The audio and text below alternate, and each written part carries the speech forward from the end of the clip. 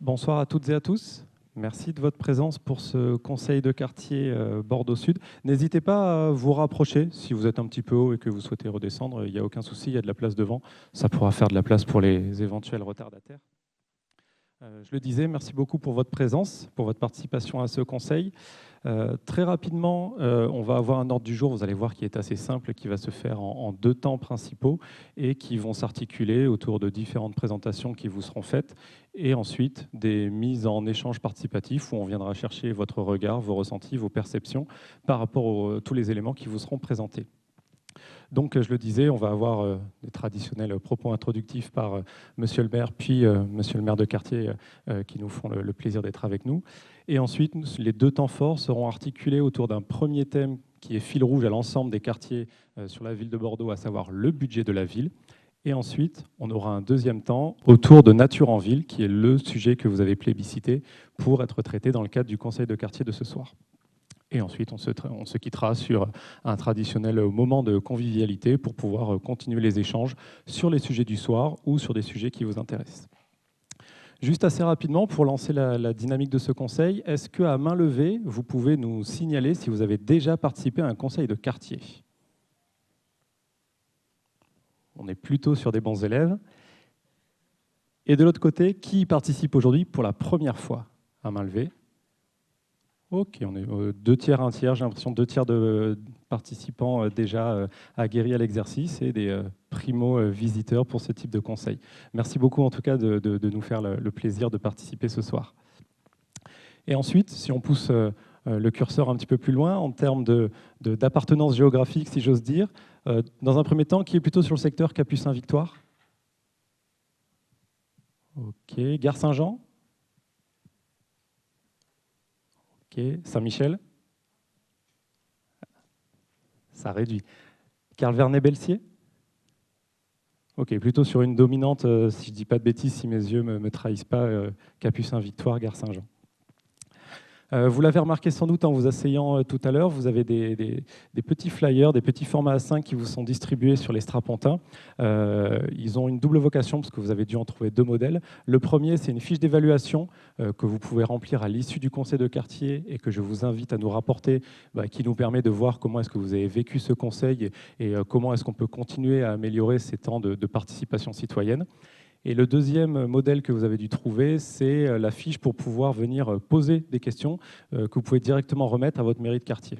D'accord ? Donc vous avez dû retrouver ces deux modèles-là. Si vous ne les avez pas, n'hésitez pas à vous signaler, à nous le faire savoir à l'issue du conseil. Comme ça, on vous remettra tous les documents nécessaires à ce que vous puissiez continuer de suivre ce type d'événement et également pouvoir poser vos différentes questions.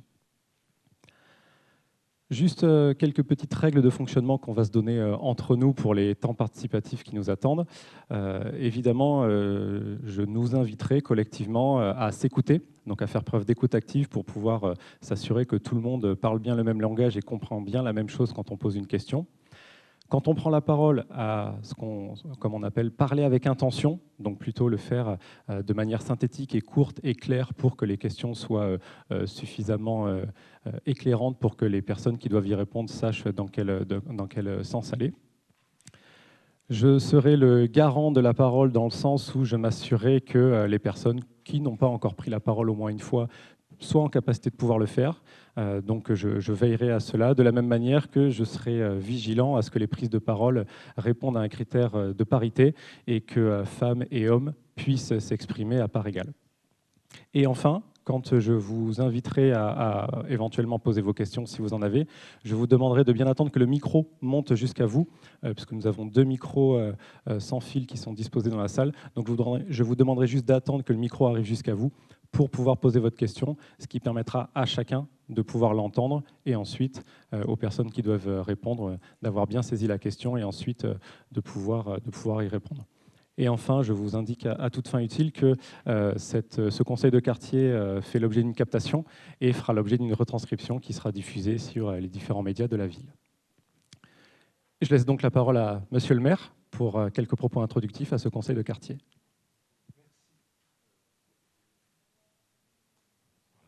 Oui, merci. Bonsoir à chacune et chacun d'entre vous. Je veux dire d'abord le plaisir que j'ai d'être avec vous.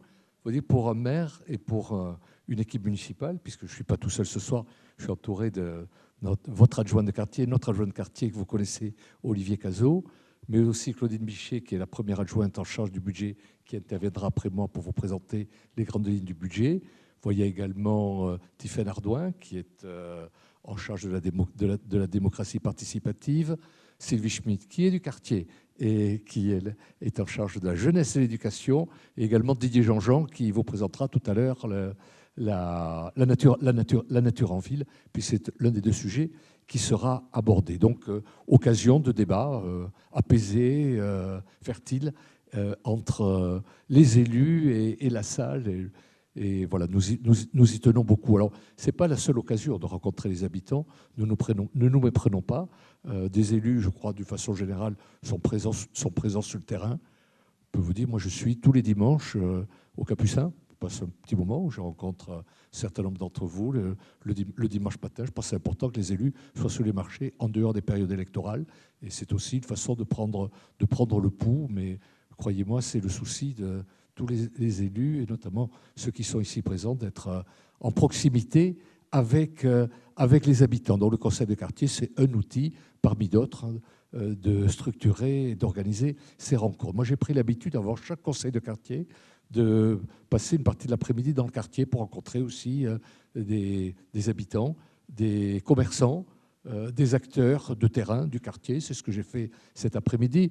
Je peux vous dire, parmi les retours que j'ai, vous les connaissez. Bon, d'abord, c'est toujours le verre à moitié plein, le verre à moitié vide. Certains trouvent que c'est très bien, d'autres trouvent que c'est bien, d'autres trouvent que c'est moins bien.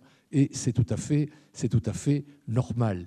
Les sujets récurrents, je les aborde d'autant plus facilement qu'ils ne sont pas à l'ordre du jour de ce conseil de quartier de ce soir. C'est la propreté, la sécurité, la circulation. Voilà. Avec, je tiens à le dire, un certain nombre d'améliorations qui ont été apportées. Je veux dire, la propreté, on n'en fait jamais assez. Mais je discutais tout à l'heure avec l'un des participants que j'ai sous les yeux, qui s'appelle Albert, qui va souvent à Bilbao, et qui me disait Bilbao, c'est très propre. Et j'ai confirmé, effectivement, nous avons beaucoup de relations nous, avec la ville de Bilbao, des accords de coopération, notamment sur le terrain culturel, si bien qu'on y va souvent. Et la première fois que j'y suis allé, j'ai été sidéré par l'état de propreté de la ville. Si bien que je l'ai dit au maire. Je dis, écoutez, monsieur le maire, je suis très admiratif par la propreté de votre ville. Il me dit, vous avez tout à fait raison, je suis content que vous en rendiez compte. Mais il a ajouté immédiatement, vous n'imaginez pas ce que ça me coûte. Donc, je vous garantis qu'on pourra avoir une ville, mais 10 fois plus propre que celle qu'on a. Mais ça supposerait que des camions bennes passent toutes les 10 minutes dans les rues. Et je ne vous dis pas l'allure des impôts locaux qui vous seraient réclamés. Donc, la propreté, c'est aussi une affaire de civisme, c'est aussi une affaire collective. Je crois qu'il y a eu quelques améliorations. On va encore améliorer. Je ne vous cache pas. On va encore améliorer. On a des marges de progression. Mais voilà, sachez qu'une ville très, très, très propre, on pourrait l'avoir.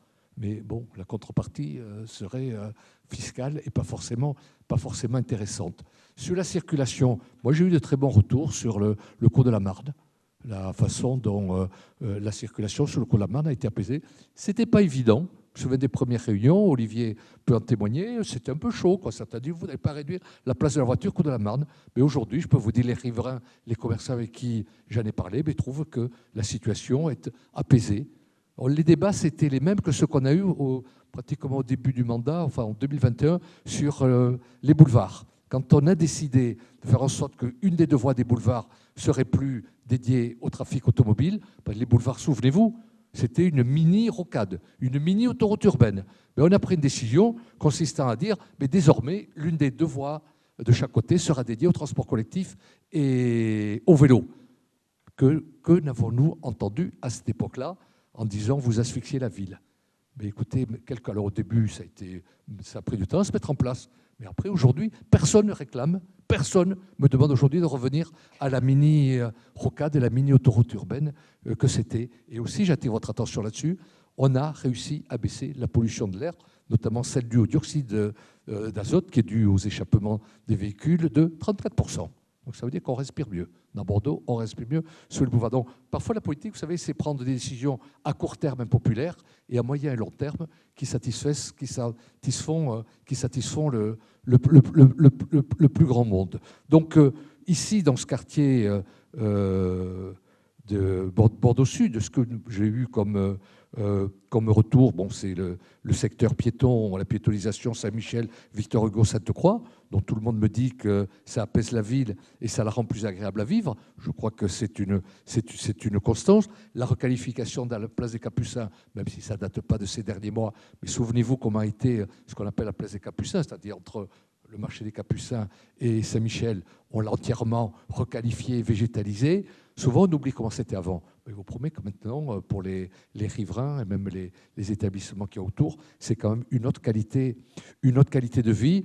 Pareil, les rues aux enfants, les cours buissonnières, on entend plutôt de bons retours en disant ça apaise la ville, ça apaise les gamins d'avoir des cours buissonnières dans les écoles. Donc, je pense que tout cela, c'est de bons retours. Alors, d'autres transformations, vous le savez, vont arriver dans votre quartier. La manufacture va être rénovée, la Rose School Barbet va être rénovée, les berges devant la Méca également vont être rénovées, la place Renaudel aussi, les rues Labira, Lalande, Devaux, Bertheroy, le Parc d'Escas et auront plus de nature, plus de sécurité, plus de confort. Et tout ça parce que votre quartier, notre quartier de Bordeaux-Sud, c'est un quartier populaire, un quartier en pleine transformation, mais nous efforçons qu'il reste quand même fidèle à son identité et qu'il constitue toujours la fierté collective des habitants et de l'ensemble des Bordelais. Sachez que nous y travaillons. Vous avez la chance d'avoir un adjoint de quartier qu'Olivier Cazot, je crois, en tout cas c'est ce qu'on me dit, présent sur le terrain et à l'écoute des habitants. Alors, je vais terminer mes propos en disant, ce soir, vous avez 2 sujets qui vont être abordés au cours de ce conseil de quartier. Alors on va faire, comme on fait dans tous les conseils de quartier, un sujet un peu imposé par la ville et un autre choisi par les habitants. Le sujet qui est choisi par la ville, c'est le budget, un budget qui est débattu dans tous les conseils de quartier. Et celui qui est décidé par vous, les habitants, c'est la nature en ville. Pour ça qu'on a notre adjoint Didier Jean-Jean, que j'ai aperçu, qui est là, voilà, qui interviendra après Claudine Bichet, pour vous présenter nos projets de nature en ville pour le quartier et pour ensuite débattre avec vous. Donc voilà les propos préliminaires que je voulais partager avec vous. Je nous souhaite en tout cas des débats apaisés, je le disais, je pense que c'est beaucoup plus constructif que des débats parfois un peu vifs et agacés. En tout cas, voilà, nous prendrons le temps de vous écouter et nous prendrons également le temps de vous répondre. Voilà, merci en tout cas pour votre attention. Merci. Voilà, je vous repasse la parole. Voilà. Merci, monsieur le maire. Je passe la parole quasiment sans transition à monsieur Olivier Cazot, maire adjoint de quartier. Oui, bonjour à toutes et à tous. Bon, je suis ravi de vous accueillir dans ce lieu. Comme disait monsieur le maire, ce n'est pas le seul moment où on peut se rencontrer entre vous et moi, entre les élus et puis vous, riverains, habitants de Bordeaux-Sud. Il y a aussi... on essaie de tourner un petit peu sur les quartiers. Et j'essaye, quand je fais ces conseils de quartier, de vous faire découvrir des nouveaux lieux. Alors, il y en a quelques-uns qui sont venus à plusieurs reprises. Là, aujourd'hui, vous êtes dans un auditorium qui est tout neuf. J'en parlerai un petit peu plus longuement tout à l'heure. La dernière fois, nous étions de l'autre côté, du côté Belsier. On est passé par la manufacture, on est passé par le conservatoire. Voilà, nous sommes allés dans des lieux un petit peu différents. La chapelle du Crous. Voilà, on essaye. Bordeaux-Sud est un quartier qui est quand même très grand. Il y a un côté un petit peu bicéphale, le côté Ville-de-Pierre et puis de l'autre côté des voies ferrées. Et je tiens, comme le disait monsieur le maire, il y a d'autres temps d'échange avec les habitants. Et le fait que nous ayons 2 quartiers un petit peu à l'opposé, nous avons aussi 2 quartiers prioritaires de la ville. Ici, on est un petit peu sur le quartier qui s'appelle Campus Marne, c'est le nom de l'université. Et c'est Isère-Marne, le quartier prioritaire de la ville. Et de l'autre côté, vous avez aussi Carle-Vernet. Et justement, comme tant d'échanges avec nous, les élus, il y a des conseils citoyens. J'ai reconnu plusieurs personnes qui siègent dans les conseils citoyens. Et c'est un outil démocratique intéressant. Et si vous habitez ces quartiers, je vous recommande de prendre contact avec les conseils citoyens. Je vois Bruno qui est ici et il sera ravi de prendre des candidatures en fin de conseil de quartier. Comme je le disais, nous arrivons donc dans ce magnifique lieu. Alors ça rappellera peut-être la jeunesse de certains, puisque ici c'était l'ancienne fac d'odontologie qui a été fermée pendant très longtemps. plusieurs dizaines d'années, enfin non, une bonne dizaine d'années plutôt. Et enfin, en 2022, les travaux ont pu être réalisés avec une inauguration qui s'est passée donc en 2024. Alors ici, c'est un auditorium. C'est là que les étudiants peuvent faire des cours, c'est un amphi, mais c'est aussi une scène qui fait 140 mètres carrés où on peut faire des spectacles. Et ce lieu a été conçu par l'université pour que ce soit quelque chose de polyvalent et qui puisse être mutualisé avec plusieurs usages. Donc ici, cet usage-là, c'est des cours essentiellement pour les étudiants. C'est les étudiants qui étaient à côté sur l'îlot Broca, qui ont déménagé ici. Maintenant, l'îlot Broca est vide. On ne sait pas trop ce qu'on va y faire. Ça dépend de l'université. On verra ce qu'on pourra en faire. Mais sur le quartier, il y a quand même beaucoup de demandes. Et ici, une scène derrière où on pourra accueillir des activités culturelles. Il y a déjà eu quelques manifestations théâtrales qui ont eu lieu. Mais ce bâtiment, ce n'est pas que ça. C'est aussi un lien entre le cours de la Marne et la rue Élie-Gentrac. Ce lien a été percé. Alors, je ne sais pas par quel côté vous êtes arrivé, si c'est côté Marne ou côté Élie-Gentrac. On a créé une petite artère pour communiquer entre ces deux artères de la ville, de manière à pouvoir sociabiliser tout cet espace et proposer aux habitants et aux étudiants des lieux différents. Ainsi, vous avez une bibliothèque universitaire, vous avez des espaces qui sont disponibles pour des étudiants, des enseignants-chercheurs qui peuvent venir ici travailler. Il y a des espaces de coworking pour les étudiants qui sont aménagés de manière très agréable. Vous avez des terrasses sur le toit où vous pouvez aussi étudier. Il y a aussi 2 salles à disposition pour les associations du quartier. Il y en a qui peuvent venir faire de la danse, du fitness. Alors pour l'instant, c'est en train de se lancer petit à petit avec l'université. Mais si vous voyez la qualité architecturale de ce lieu, ben, cet auditorium, l'ensemble du bâtiment est quand même d'une excellente facture. Je termine par le hall d'entrée par lequel vous êtes peut-être rentré. Dans le hall d'entrée, il y a une salle polyvalente. Et dans cette salle polyvalente, au départ, on devait faire le conseil de quartier dans la salle polyvalente. Comme on était un peu juste question jauge, on est venu dans cet amphi. Et dans cette salle polyvalente, un petit peu de culture, parce que la culture, ça fait partie du lien social. On peut faire une artère, mais la culture, ça facilite les liens. Et dans le quartier, on est très demandeur de liens sociaux avec beaucoup de populations. Et du coup, dans cette salle, vous avez un triptyque d'André Lotte, qui est une fresque que je ne sais pas si vous l'avez vue en rentrant. Je vous invite à voir, qui est une fresque de 7 mètres de long. André Lotte était un peintre cubiste. Et là, cette fresque, elle est à disposition. Et puis, vous pouvez y rentrer tous les jours, même si vous êtes simple riverain ou simple passant, pour aller dans ce hall d'accueil, qui est une vraie réussite sur le quartier. Voilà, je ne serai pas plus long sur la présentation donc, de ce bâtiment. J'essaye chaque fois de vous faire découvrir le quartier, qui est très riche, avec beaucoup de choses. Et puisque nous allons parler budget, je vais vous donner le montant de la restauration de ce bâtiment. C'est quand même 18 millions d'euros qui ont été mis sur la table pour pouvoir réaliser cette restauration. Alors, il y a plusieurs partenaires, bien sûr. Il y a l'université, l'État, la ville, la métropole, la région. Mais puisqu'on va parler budget, je vous donne le budget de cette restauration et vous voyez, c'est une très belle réussite. Voilà. Maintenant, place au budget. Et comme on est dans un amphi, voilà, vous allez bien écouter pour poser après des questions à laquelle nous répondrons avec grand plaisir.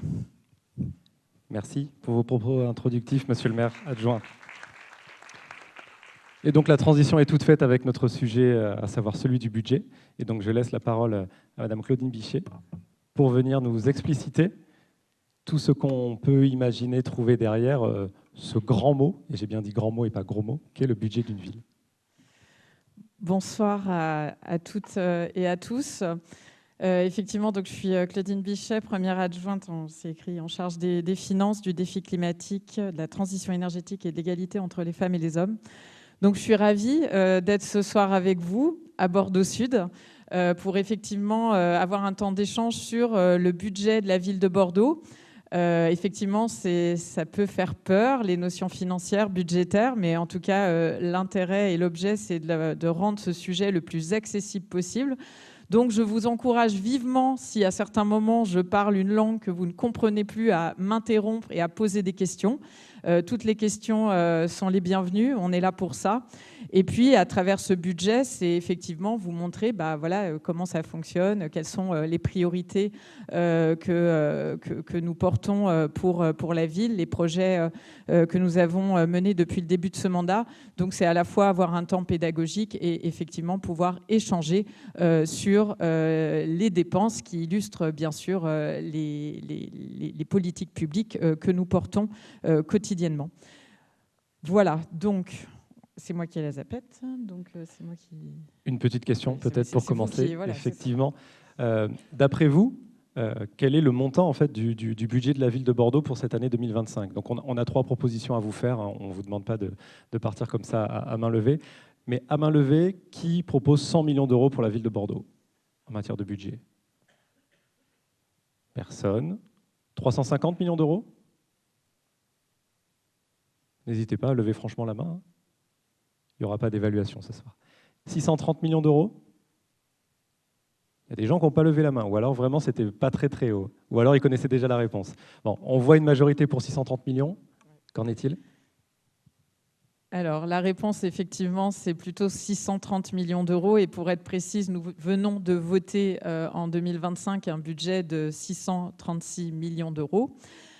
Qui consiste à la fois, alors je ne vais peut-être pas trop détailler puisqu'on a une question après, l'objet c'est bien sûr, ce montant c'est pour financer l'ensemble des services publics que doit bien sûr assurer la ville de Bordeaux et aussi l'ensemble des investissements.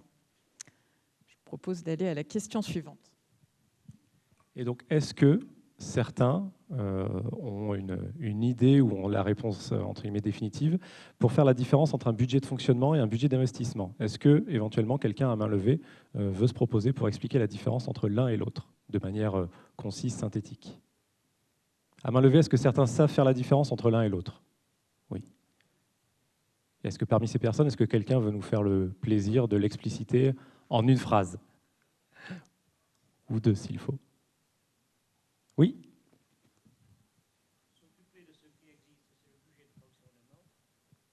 Attends.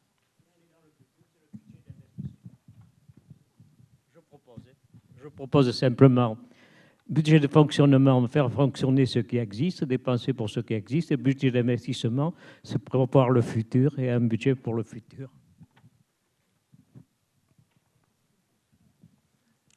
Réponse ? Effectivement, c'est très clair. Alors, j'espère que je vais être aussi claire avec cette slide. C'est pas dit, hein.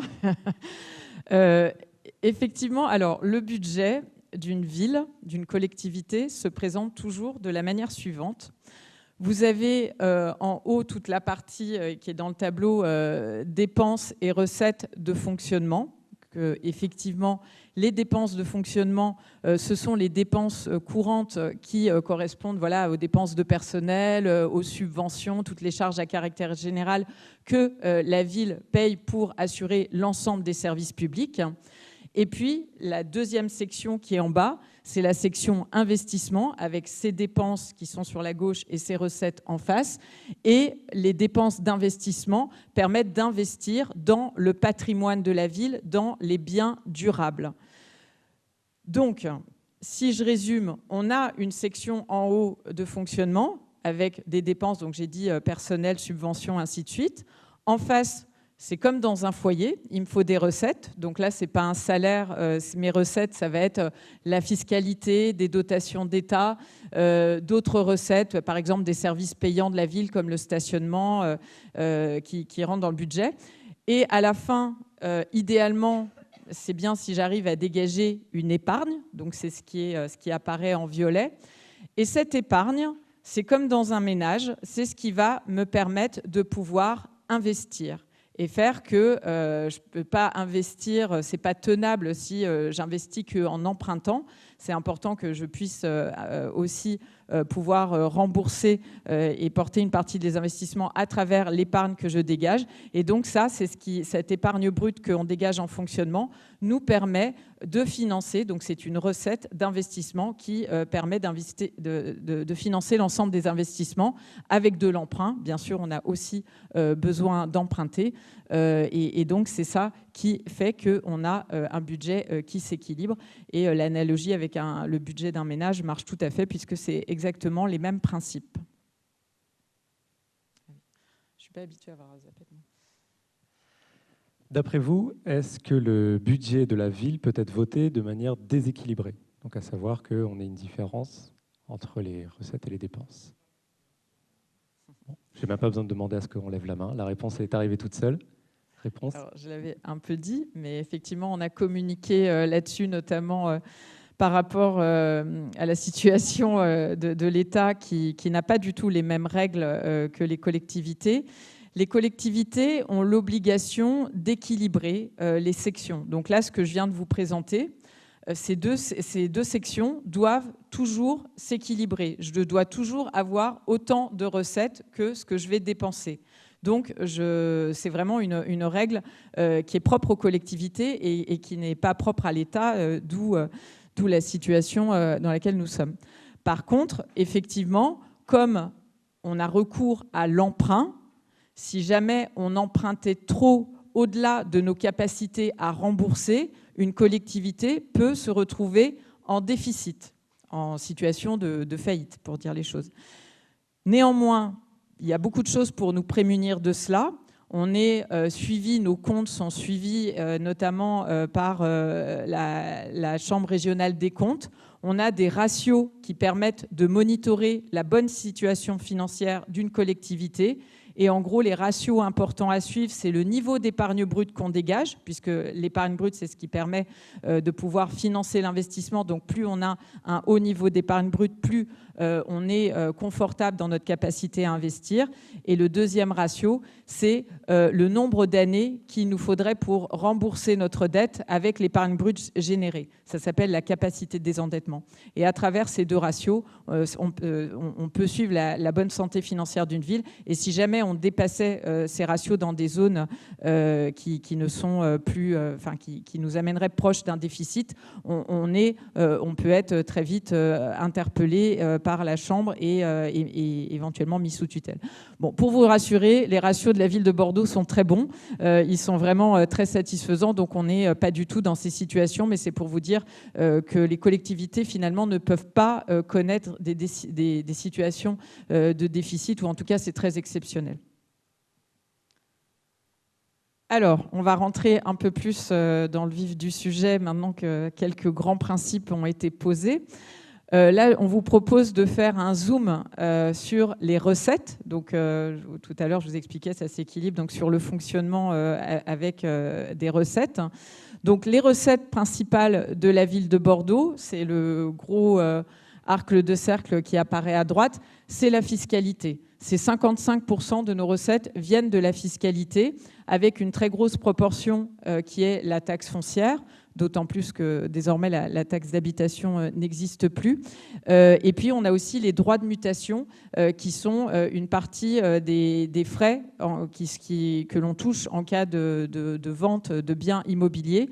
La plus grosse part va à une autre collectivité qui est le département et une moindre part vient aux villes. Et d'ailleurs, en ce moment, c'est un vrai sujet. Comme le marché de l'immobilier est plutôt en berne, voire en déclin, ça fait des recettes en moins pour les collectivités comme les villes et les départements.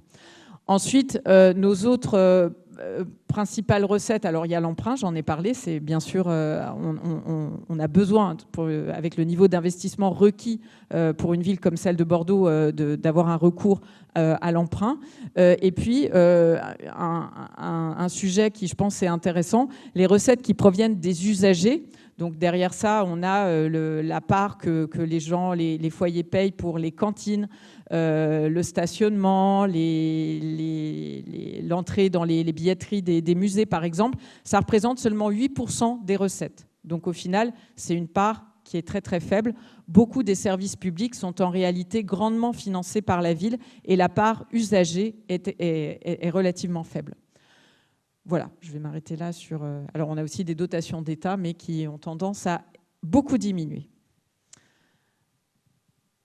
Alors, maintenant qu'on a parlé des recettes, on va faire un petit zoom maintenant sur les dépenses. Donc, je ne l'ai pas souligné tout à l'heure, en moyenne par habitant, les 636 millions d'euros de budget, si on ramène par habitant, c'est 2400 € par habitant. Et là, ces 2400 €, on vous les détaille par grande politique publique pour que vous ayez une idée de quelle est l'importance de nos dépenses pour la ville. Donc le premier qui apparaît, je ne vais pas toutes les détailler, mais je vais dire un mot sur les plus importantes en volume. Enfance-jeunesse, alors là, bon, c'est simple, hein, la ville a l'obligation de fournir le service d'éducation, donc tous les écoles, tous les bâtiments des écoles, et on en a 120, c'est ça 117, oui, bon, j'y étais presque. J'arrondis pour me souvenir des chiffres. Parce que, 117 écoles, donc tout ce patrimoine est bien sûr à rénover, à entretenir, et on a des nouveaux quartiers qui émergent, donc on doit créer des nouvelles écoles. Dans ces écoles, on doit bien sûr fournir tout le mobilier, les fournitures, le personnel de la ville. On fournit aussi dans cette classe-là toutes les places en périscolaire sont aussi financées dans cette section, les places en crèche. Donc c'est clairement le plus gros budget d'une ville, et en l'occurrence de la ville de Bordeaux.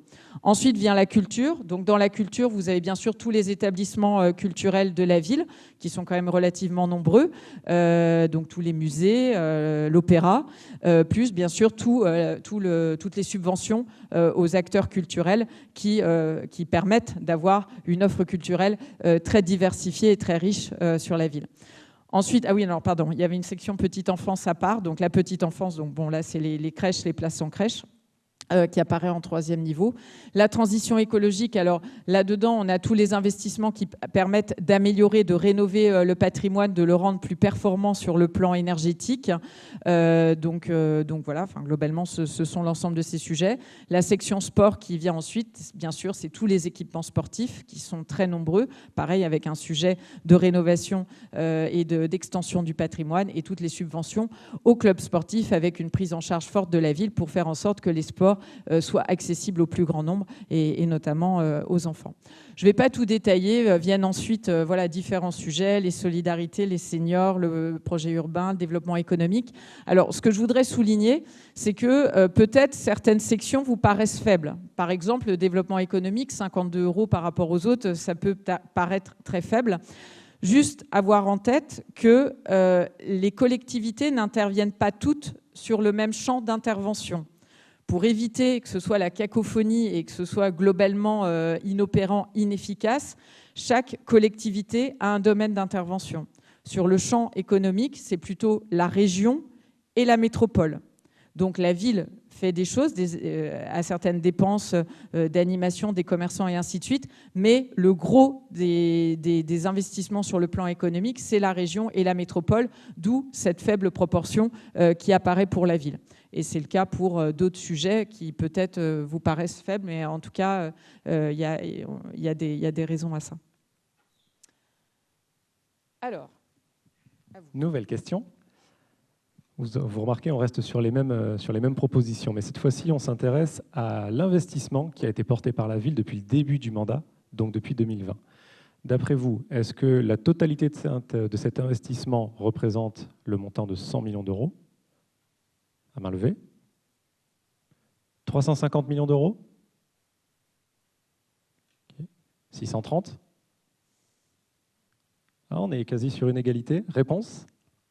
La réponse est 630 millions d'euros. Donc c'est depuis le début du mandat, depuis 2020, donc sur 5 ans. Donc on est plutôt à 630 millions d'euros, effectivement.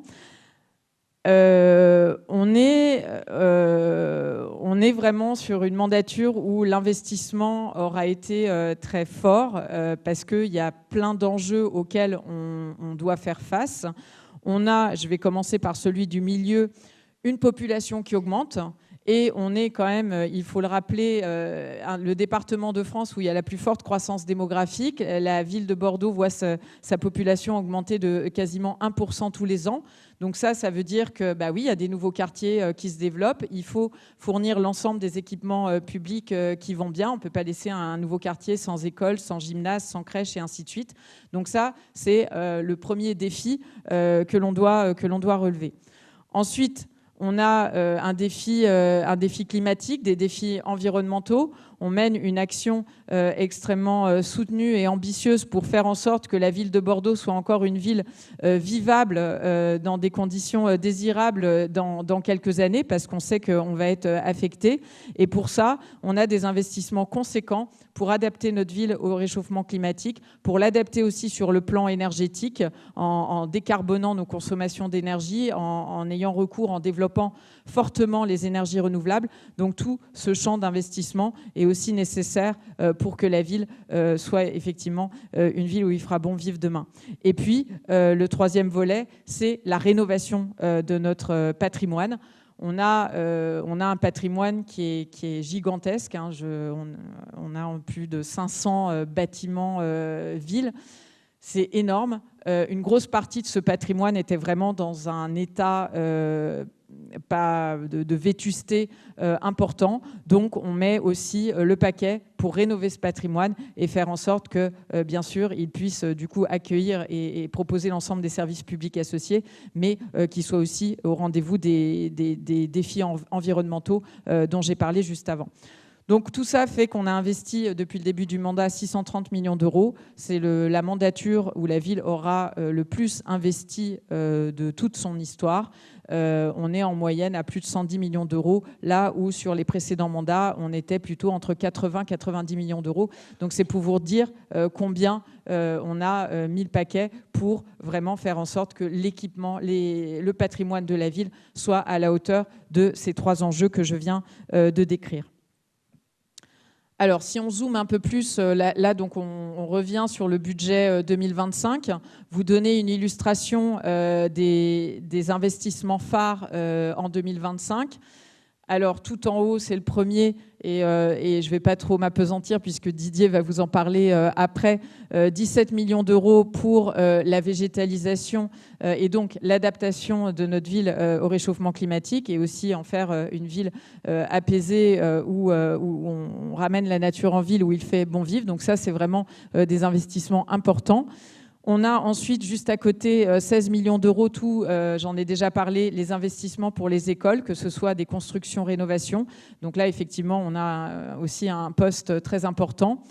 11 millions d'euros pour la mise en accessibilité des bâtiments. Et là, on aura mis un gros coup de collier sur ce mandat pour rattraper un retard qui était très important sur l'accessibilité des bâtiments. Et on aura quasiment rattrapé ce retard à la fin de ce mandat, ce qui nécessite également donc des investissements importants.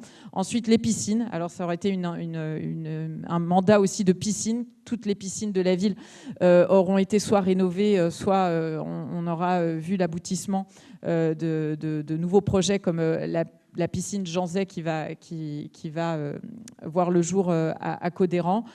L'efficacité énergétique, les énergies renouvelables sur les bâtiments de la ville, j'en ai parlé. On a des investissements sur la partie culture avec la rénovation du musée des arts et décoratifs et du design en centre-ville, mais aussi d'autres projets comme une nouvelle bibliothèque à Bacalan. Et le sport, voilà, construction d'un gymnase, d'une salle d'escrime à Brazza. Brazza, un nouveau quartier, typiquement, un nouveau quartier du coup qu'il faut équiper en bâtiment.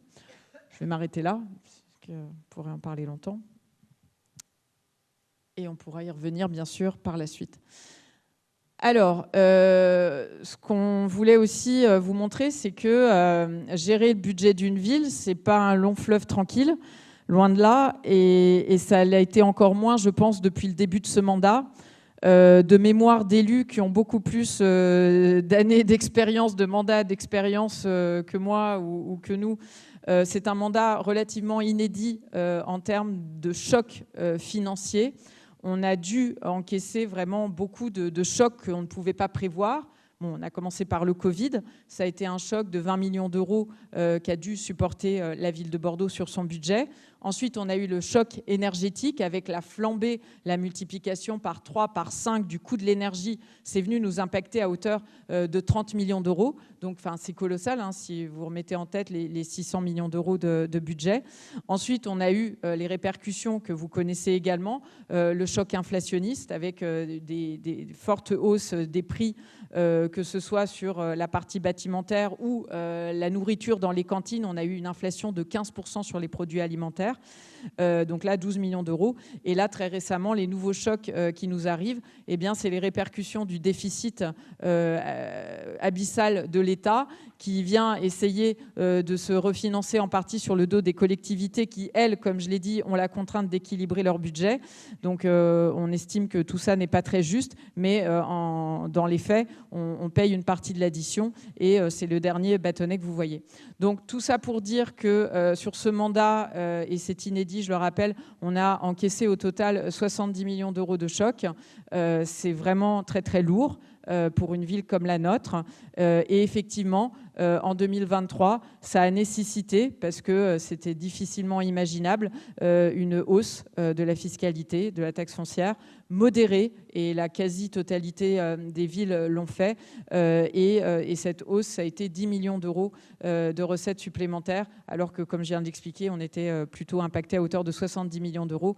Mais ça a été nécessaire, sinon ça devenait vraiment très compliqué de pouvoir garantir l'ensemble des services publics que doit la ville. Alors, pour vous donner une illustration de nos priorités, vraiment les sujets sur lesquels on a fortement mobilisé des moyens depuis le début du mandat, on a mis quelques grandes hausses depuis 2020 pour vous montrer. Donc, tout ce qui est enfants, jeunesse, plus 20%, là, on est clairement sur des services qu'on a cherché à développer. Les places en périscolaire sont une belle illustration. On entend, il n'y en a jamais assez, clairement, il n'y en a jamais assez. Néanmoins, et je vous montrerai les chiffres juste après, on a augmenté ce budget de 20%, depuis le début du mandat. Sur la petite enfance, pareil, place en crèche, il n'y en a jamais assez. Pour autant, on a augmenté de plus 24% ce budget. C'est colossal, honnêtement, des hausses pareilles. Je ne sais pas si vous représentez, mais c'est vraiment des millions d'euros. Et c'est vraiment une volonté forte de la ville, que la ville a eue, d'investir pour accompagner au mieux les familles. La subvention à nos centres d'action sociale, le CCAS, on l'a doublé depuis le début du mandat. Donc là aussi, ça témoigne bien sûr de notre volonté d'accompagner l'ensemble des habitants de la ville, y compris les plus précaires. Et donc, on a considérablement augmenté ces moyens pour pouvoir faire face, avec en plus, on le sait, dans le contexte que j'ai décrit juste avant, une hausse de la pauvreté. Plus 47% sur tout ce qui est tranquillité publique, cohésion sociale et tout. Donc là aussi, police de proximité, c'est une hausse colossale. Exemple des centres sociaux, on a augmenté de 40%. Le budget, c'est énorme. Sur la police de proximité, on a aussi augmenté considérablement les recrutements. On y viendra juste après. Donc ça vous montre aussi combien ce sujet a été porté et investi par la ville. Promouvoir l'égalité et la lutte contre les discriminations a un budget qui a augmenté de 60%. Il était clairement beaucoup trop faible avant. Et programme d'investissement, je ne vais pas y revenir, on a déjà largement parlé. Alors, bon, il fait peut-être un peu peur ce tableau, mais il illustre par des choses concrètes ce que je viens de dire avec des pourcentages. Derrière les pourcentages de hausse que je vous ai décrits, voilà des choses concrètes que l'on a faites. L'alimentation à la cantine, en 2020, c'était 34% de bio. On est maintenant à 66%.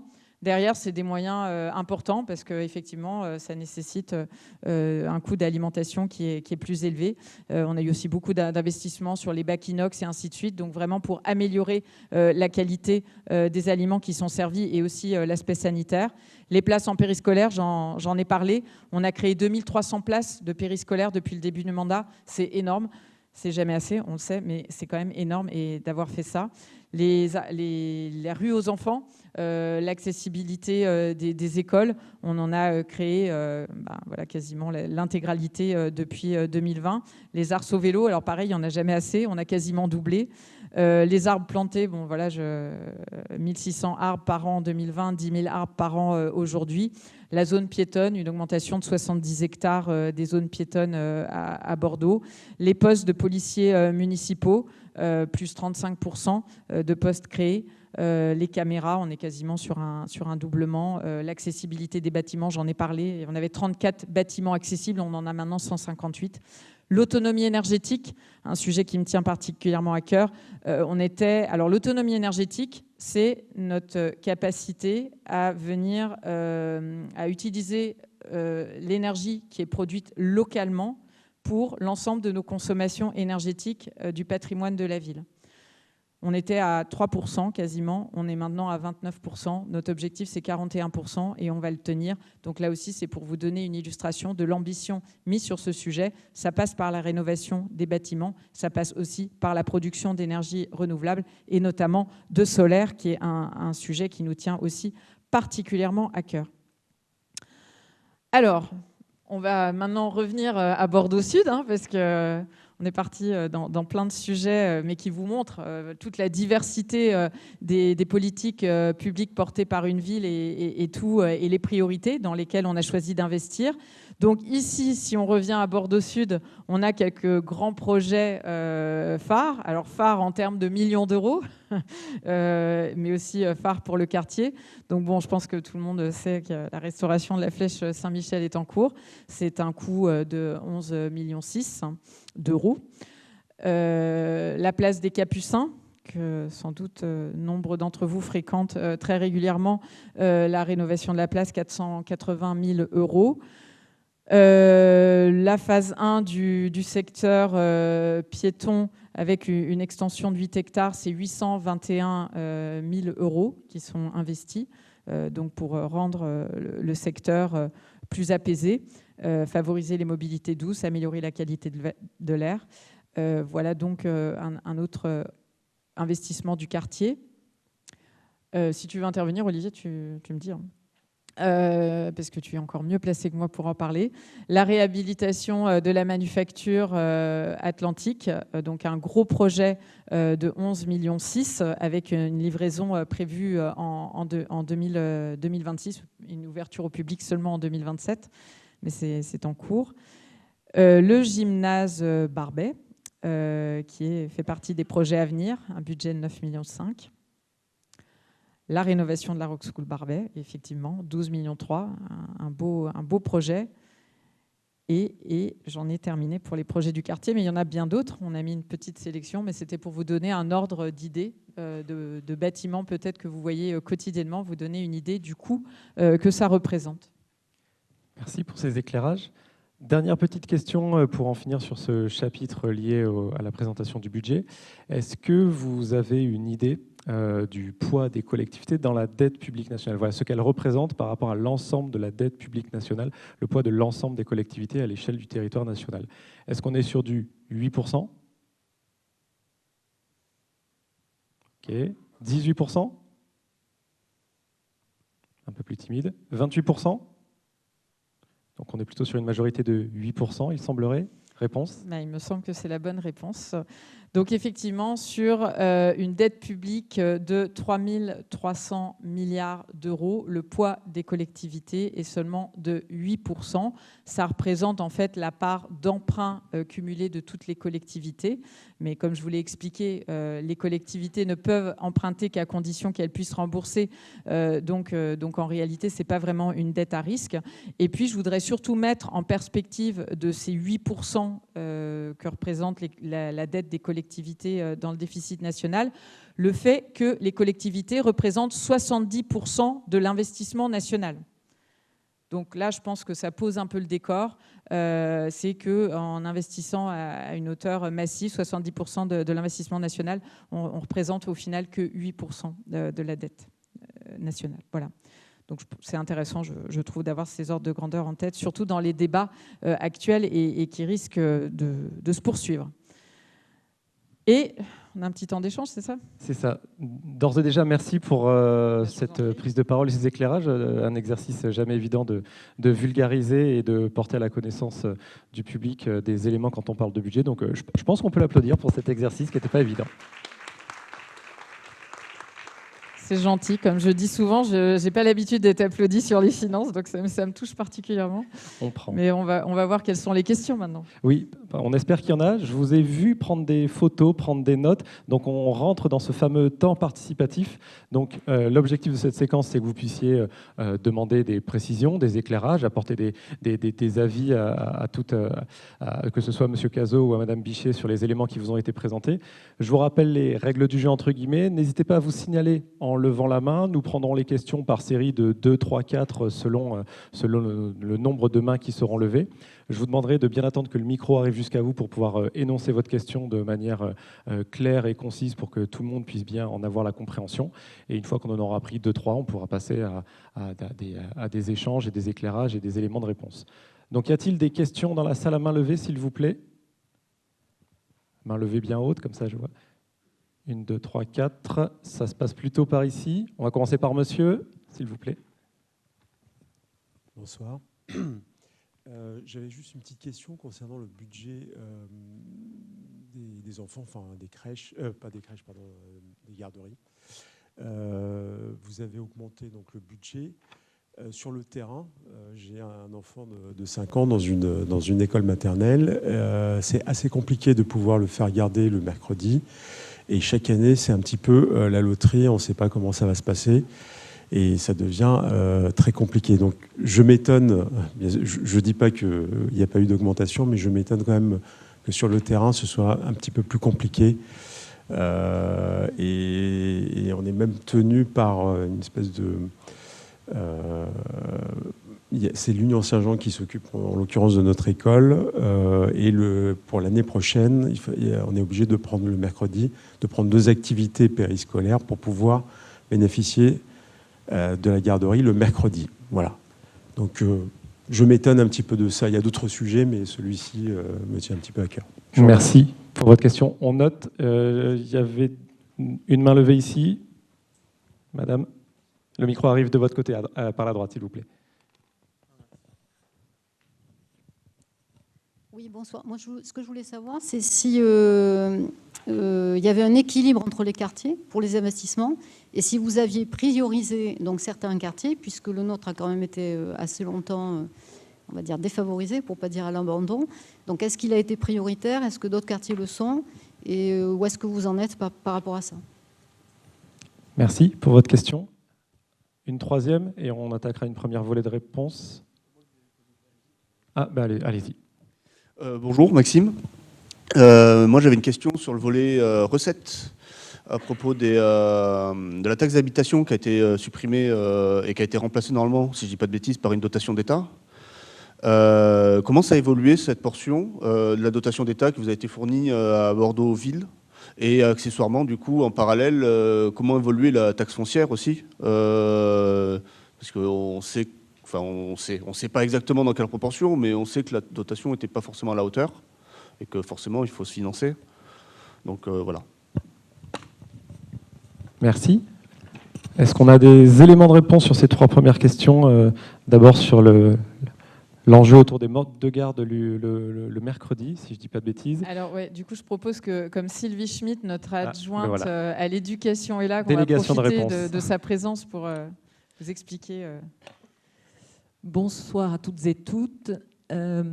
Oui, alors sur les modes de garde, comme l'a dit Claudine, on a développé plus de 2300 places sur l'ensemble de la ville, avec un rattrapage sur certains quartiers, puisque tous n'étaient pas à égalité sur ce qu'on va appeler le taux de couverture, c'est-à-dire le nombre d'enfants accueillis par rapport au nombre d'enfants scolarisés.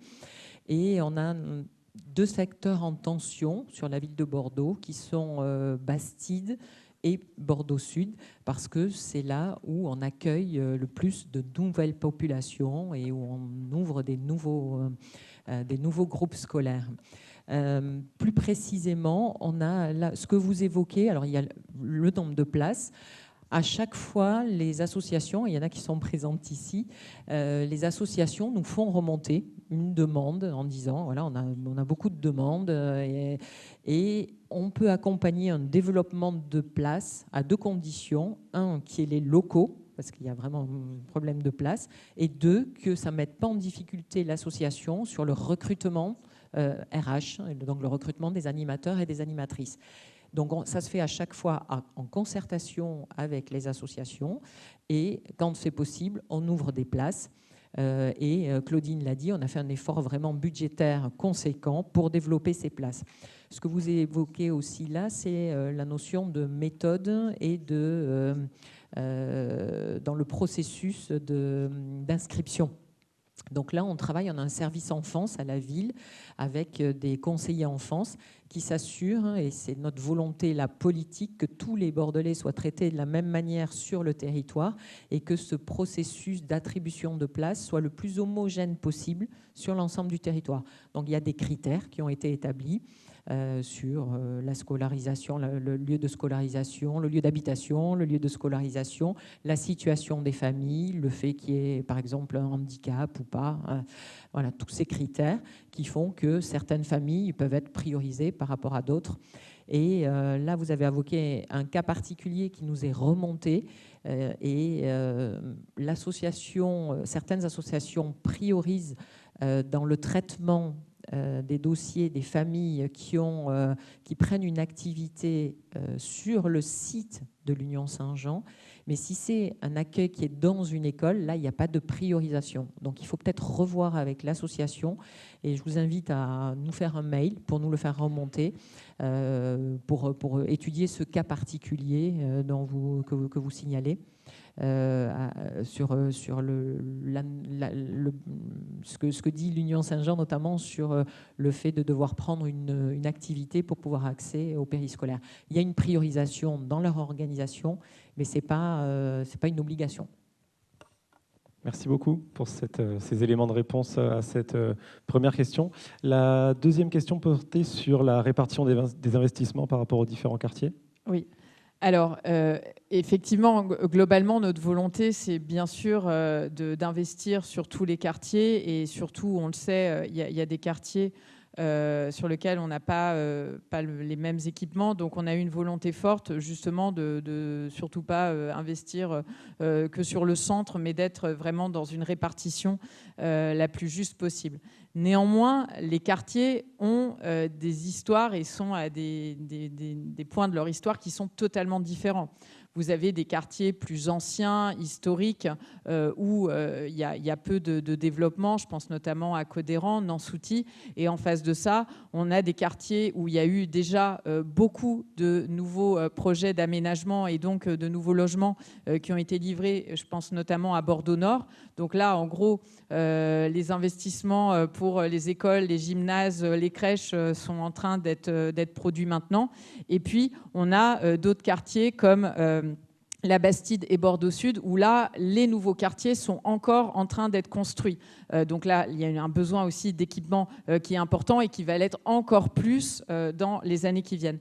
Donc, de fait, on doit tenir compte de cette réalité.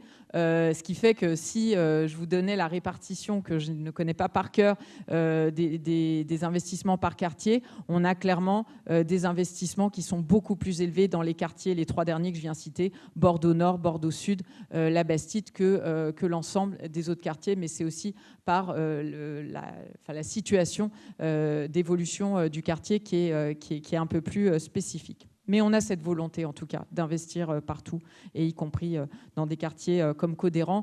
Là, je vous parlais des piscines, un mandat de piscine. On va rénover et créer un bassin nordique à Codéran, la piscine Jean Zay. Donc, on essaye, bien évidemment, que l'ensemble des Bordelaises et Bordelais puissent bénéficier des équipements et de l'ensemble de nos politiques, de nos services publics. Ensuite, alors la question plus technique sur la TH et la taxe d'habitation. oui, alors, pardon, là faut m'arrêter tout de suite. La taxe d'habitation et la taxe foncière.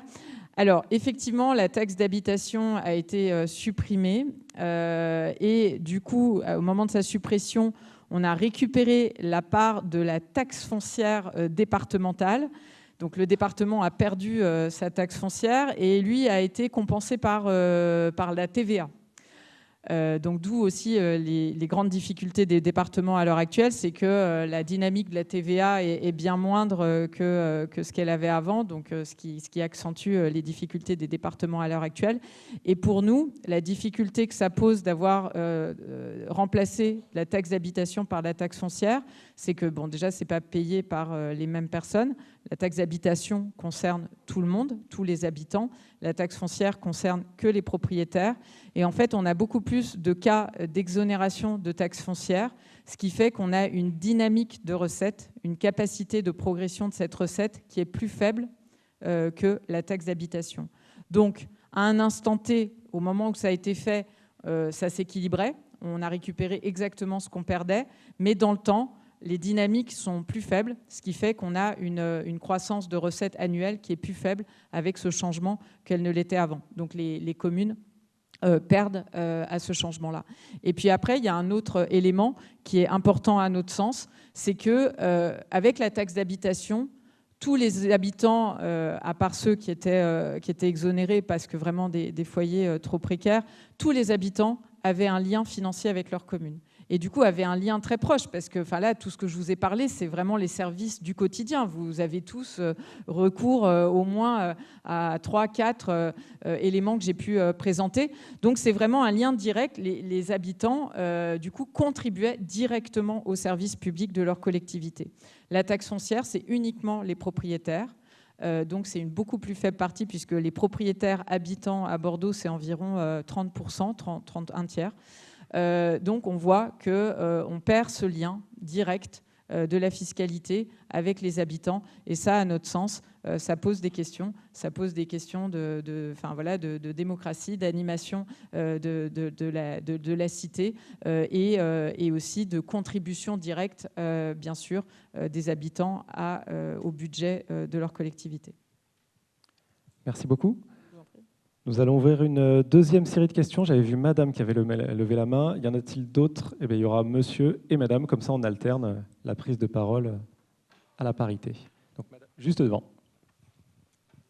Bonsoir à tous. Voilà, donc moi, j'habite rue Planterose dans le quartier Saint-Michel. Voilà, donc j'entends bien tout ce que vous nous exposez, la progression de vos investissements, tous ces grands projets. Mais bon, moi, ce que je constate depuis maintenant, enfin, j'habite dans ce quartier depuis 2015.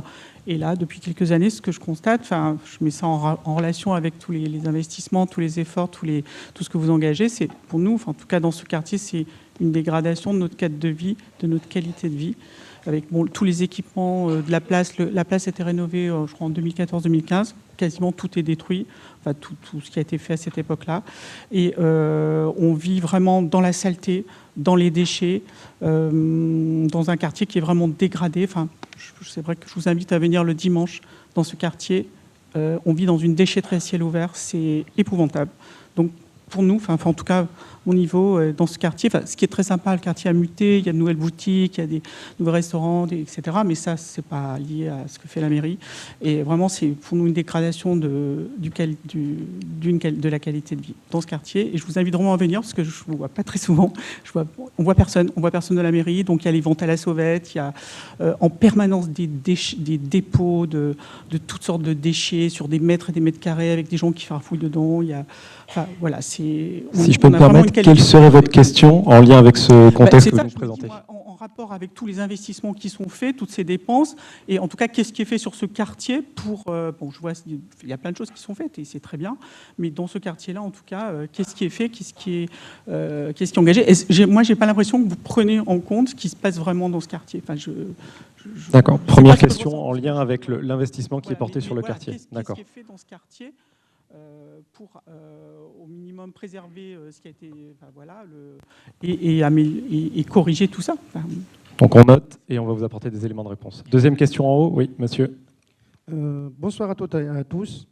En fait, moi, je pose des petites questions sur... Vous avez présenté la hausse budgétaire constatée depuis 2020. Est-ce que, en fait, la hausse constatée va dans la même proportion que l'augmentation des recettes? Si en fait ces dépenses sont, on va dire, récupérées aux nouveaux recettes, donc c'est tant mieux, mais si en fait les dépenses constatées sont pas en fait, ils vont pas dans le même, ils n'ont pas le même taux de croissance que les recettes, comment vous faites pour en fait compenser tout ça? Et la deuxième question, en fait, j'aimerais bien comprendre quelles sont les raisons de cette hausse budgétaire. Est-ce que c'est le taux, est-ce que c'est l'augmentation des taux de croissance de la population, ou bien sont dus à d'autres facteurs, je ne sais pas, comme les mentalités, comme l'évolution de la société, comme l'évolution des dépenses, comme l'inflation? Quelles sont vraiment les proportions de ça, si c'est possible, bien sûr? Et après, en fait, j'aimerais bien comprendre quand vous dites... Pardon, on est déjà sur 2 questions en une. Je veux bien juste qu'on soit sûr qu'on puisse apporter des éléments et que les questions soient suffisamment précises. Sont dans les mêmes lignes d'idées, en fait. Très rapidement. Oui. Est-ce que l'épargne brute et en fait l'emprunt brut, et les emprunts, quel est leur pourcentage dans votre montant d'investissement? Et est-ce que vous trouvez des solutions, enfin, avec l'État concernant la dotation? Donc ça nous en fait 4 déjà.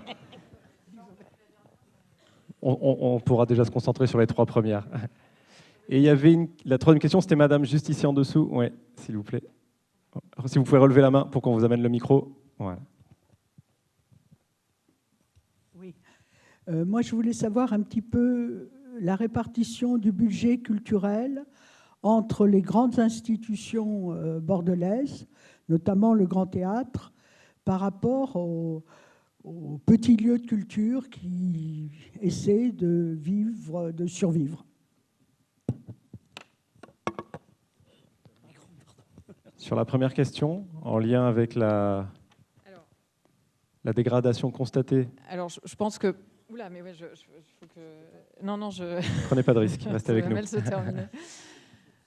Je vais avoir besoin de l'aide, bien sûr, de mon collègue Olivier Cazot, qui connaît beaucoup mieux le quartier que moi. Je n'ai pas cette connaissance aussi fine de tous les quartiers, même si je vois la rue Plante-Rose. Savoir que... Alors, ça va vous paraître technique, mais c'est une réalité. J'en ai parlé brièvement. Toutes les collectivités se répartissent leur champ d'intervention. Et en l'occurrence, tout ce qui est déchets, gestion de la propreté, c'est en réalité une compétence qui est exercée par Bordeaux Métropole. Donc, nous sommes également élus à Bordeaux Métropole. Donc, bien sûr, par ce biais, nous agissons aussi sur ces sujets-là. Et effectivement, nous avons conscience, et nous sommes actuellement, je vois des personnes des services qui sont là, qui œuvrent sur ce sujet. Nous travaillons à augmenter les moyens d'intervention, notamment par rapport à tout ce qui est dépôt sauvage, nettoyage des rues.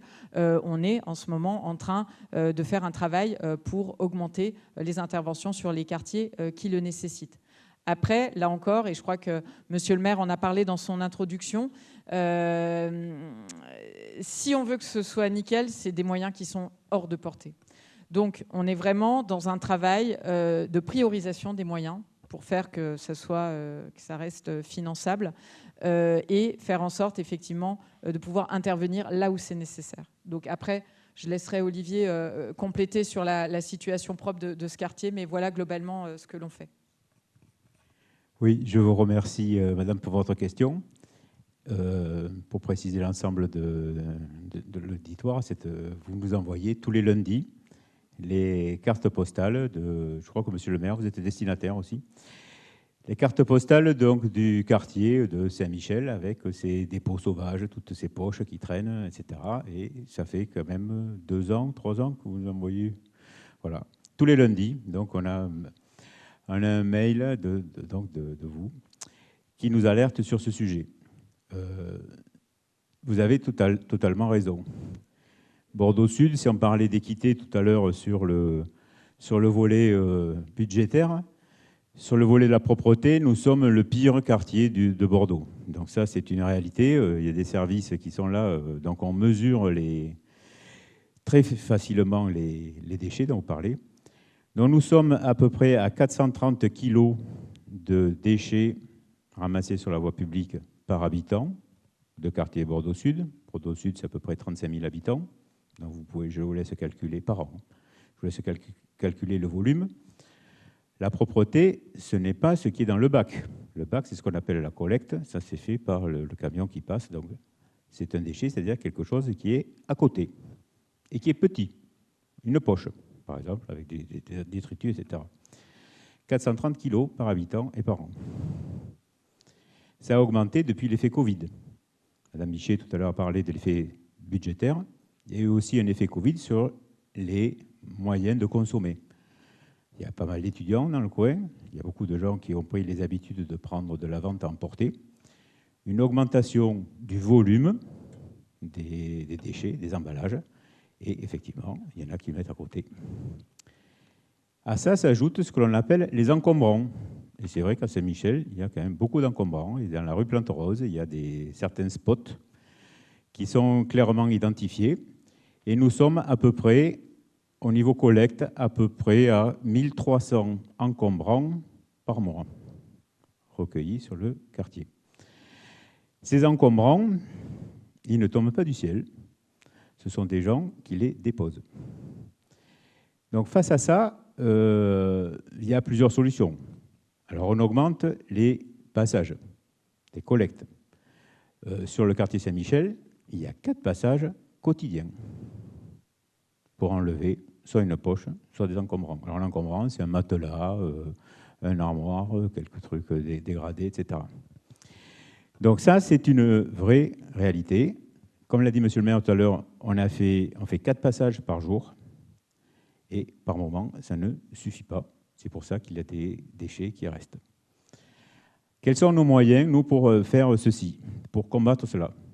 On a des services qui sont là. On a fait des balades urbaines avec les services pour essayer d'identifier tous ces spots.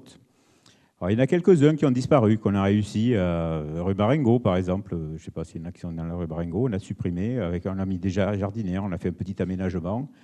Et le dépôt d'ordures qui était un petit peu le comédon de ce quartier-là. On a enlevé ce comédon-là. Bon, il en reste beaucoup d'autres. Mais nous y travaillons. Et il y a 3 mois de ça, nous avons vraiment opté maintenant pour la répression. Donc nous avons créé notre brigade anti-incivilité. Donc c'est une brigade anti-incivilité qui est une partie de notre police municipale et qui va faire je cherche un petit papier là,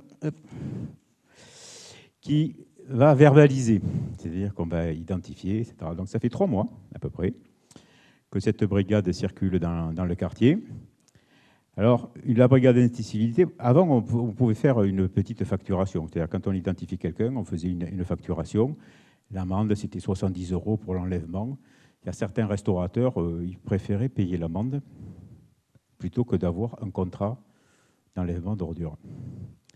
Grâce à cette brigade, que je rencontre tous les mois, dans mairie quartier, on fait des bilans sur le quartier, comment ça se passe. Depuis 3 mois, on est à peu près à une 30aine de verbalisations. Le commerçant. Pour l'instant, ils n'ont pas tellement reçu la prune encore. Parce que c'est une procédure judiciaire. C'est un peu comme quand vous grillez un feu rouge ou un excès de vitesse. On dit, oh, je me suis fait attraper, puis 3 mois après, je dis, oh, ben, ça n'a pas dû marcher, je ne reçois pas l'amende, et puis pas de chance, elle arrive. Donc j'espère que là, ça va arriver, et que l'on va pouvoir quand même commencer à brider certaines incivilités, parce que moi je dis, Bordeaux est propre. Bordeaux est une très belle ville, et vous avez un patrimoine qui est très beau. Le problème, c'est que ce sont les gens qui servent. La poche qui est là, elle ne tombe pas du ciel. Voilà, elle ne vient pas du Saint-Esprit. Non, ça, c'est pas possible. Ça n'existe pas. Donc là, je pense que nous avons une marge de progression. Et là, j'espère franchement qu'on va avoir quand même quelques retombées.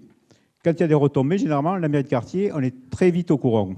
J'ai reçu déjà des courriels de cabinets médicaux qui étaient surpris de recevoir une amende.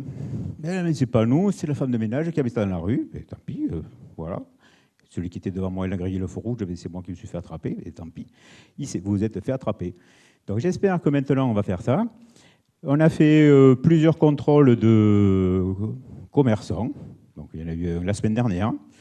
Sur les commerçants, on a contrôlé les services à peu près, je ne vais pas donner les chiffres, peut-être trop long, mais à peu près une vingtaine de commerçants. Il n'y avait que 2 qui avaient un contrat d'enlèvement d'ordures. Donc ces gens-là, on ne sait pas trop ce qu'ils faisaient de leurs ordures. Ils préfèrent la mettre sur la voie publique parce qu'effectivement, c'est la collectivité, c'est nous, avec nos impôts, qui payons qui faisons ça. Je ne vais pas être plus long parce que je sens que sur la propreté, c'est un puits sans fond. Voilà, on en parle à chaque fois. Mais je peux vous dire qu'on investit dessus, des moyens humains et surtout une méthode. Et là, on va vous distribuer un petit dépliant que l'on vient de faire sur le tri des déchets, sur tout un tas de choses. L'entretien de son trottoir, parce qu'il dit oh, j'ai des herbes et tout ça, c'est à la mairie de le faire. Non, je suis désolé, c'est au propriétaire. 1 mètre du trottoir, ça vous appartient. Si vous avez de la neige, c'est à vous de l'enlever. Si vous avez des herbes folles, c'est à vous de les enlever s'ils ne vous plaisent pas. Voilà. Donc on va envoyer ce petit dépliant. Voilà. Et puis j'arrête parce que je parle beaucoup trop. Quoi. Affaire à suivre surtout, donc on aura compris. Non, surtout, je vois qu'il y a d'autres questions et que l'heure tourne, n'est-ce pas Deuxième question sur un petit peu globalement. Oui, globalement. Alors Ouais. Effectivement, je peux comprendre votre question. On vous a montré que des hausses, donc vous posez forcément la question de comment on équilibre. Alors comme j'ai dit, hein, on a l'obligation d'équilibrer notre budget et donc effectivement, on doit avoir les recettes en face. Alors il y a eu des hausses de recettes en lien avec l'inflation, donc on a des recettes qui augmentent avec l'inflation. On a eu, je l'ai dit, la hausse de la taxe foncière en 2023, mais globalement, on a une dynamique de recettes qui est inférieure à, en fait, l'inflation est plus forte que notre dynamique de recettes et on a aussi une hausse de population qui est importante et toutes les villes n'ont pas ça. Donc, pour pouvoir financer l'ensemble de ces priorités politiques et ces hausses que je vous ai montrées, on a dû faire des économies. C'est-à-dire qu'il y a des sujets sur lesquels on a bien évidemment travaillé pour réduire ce que ça coûte à la ville et optimiser les choses au maximum. Un exemple, l'énergie, on fait un gros travail à travers tout ce qu'on fait pour décarboner notre consommation énergétique. On fait aussi un gros travail pour réduire le coût de notre énergie. Donc ça, c'est aussi un des gros chantiers qu'on a lancé sur ce mandat qui nous permet d'avoir des baisses qui peuvent financer d'autres hausses par ailleurs. Donc ce n'est pas que des hausses de recettes, parce qu'en soi, elles ne suffisent pas. On doit aussi travailler à faire des économies. Et c'est aussi ça, gérer un budget, c'est pouvoir aussi établir des priorités, savoir là où on veut vraiment aller et sur d'autres dépenses, être capable de faire des efforts. Et parfois, ces efforts peuvent être même plutôt vertueux, puisqu'en matière d'énergie, c'est totalement vertueux de réduire. Alors, par rapport à l'emprunt, ce qu'il faut, l'investissement, la part d'emprunt par rapport à l'investissement, en moyenne, depuis le début du mandat, on emprunte à hauteur de 50% de ce qu'on investit. C'est à peu près ça, l'ordre de grandeur. Quid de l'État ? En fait, on se pose la même question. Les dotations, alors, pour vous donner une idée, les dotations de l'État, elles sont complètement stables, quasiment depuis 2020. Donc, si en plus, vous considérez qu'il y a eu une inflation, qu'il y a eu une hausse de population, en fait, ces dotations, en regard de tout ça, elles baissent. Et donc, on a plutôt un État qui se retire vis-à-vis des collectivités. Et en plus, vient s'ajouter à ça un phénomène de péréquation, c'est-à-dire que l'État enlève ce qu'il donne aux collectivités dites les plus riches. Mais en fait, les collectivités dites les plus riches, pour certaines, sont vraiment riches. Il y a des exemples locaux qui sont particulièrement illustratifs, mais d'autres sont relativement riches, mais aussi parce qu'elles doivent financer une très forte croissance démographique. Donc l'État est aussi dans une logique de je prends aux soi-disant plus riches pour redonner aux collectivités les plus pauvres. Et ça, globalement, fait que nos dotations ont tendance à baisser. Et alors, la dernière question, alors je n'ai pas en tête, madame, sur la culture, je ne peux pas vous donner exactement la répartition. Effectivement, on a tous les établissements culturels de la ville, dont l'opéra qui pèse forcément lourd dans notre équation budgétaire. Néanmoins, en ce qui concerne les associations culturelles et les plus petits acteurs du territoire, on a consenti un effort conséquent. On a augmenté de plus de 25% les subventions aux acteurs culturels depuis 2020. Donc pour vous dire que même si en proportion, c'est des budgets beaucoup plus faibles, parce que vous doutez bien que ce n'est pas du tout les mêmes structures, on a cette vigilance pour vraiment que le tissu culturel de la ville soit vraiment actif et on a consenti des moyens conséquents sur ce sujet. Très rapidement, madame, s'il vous plaît.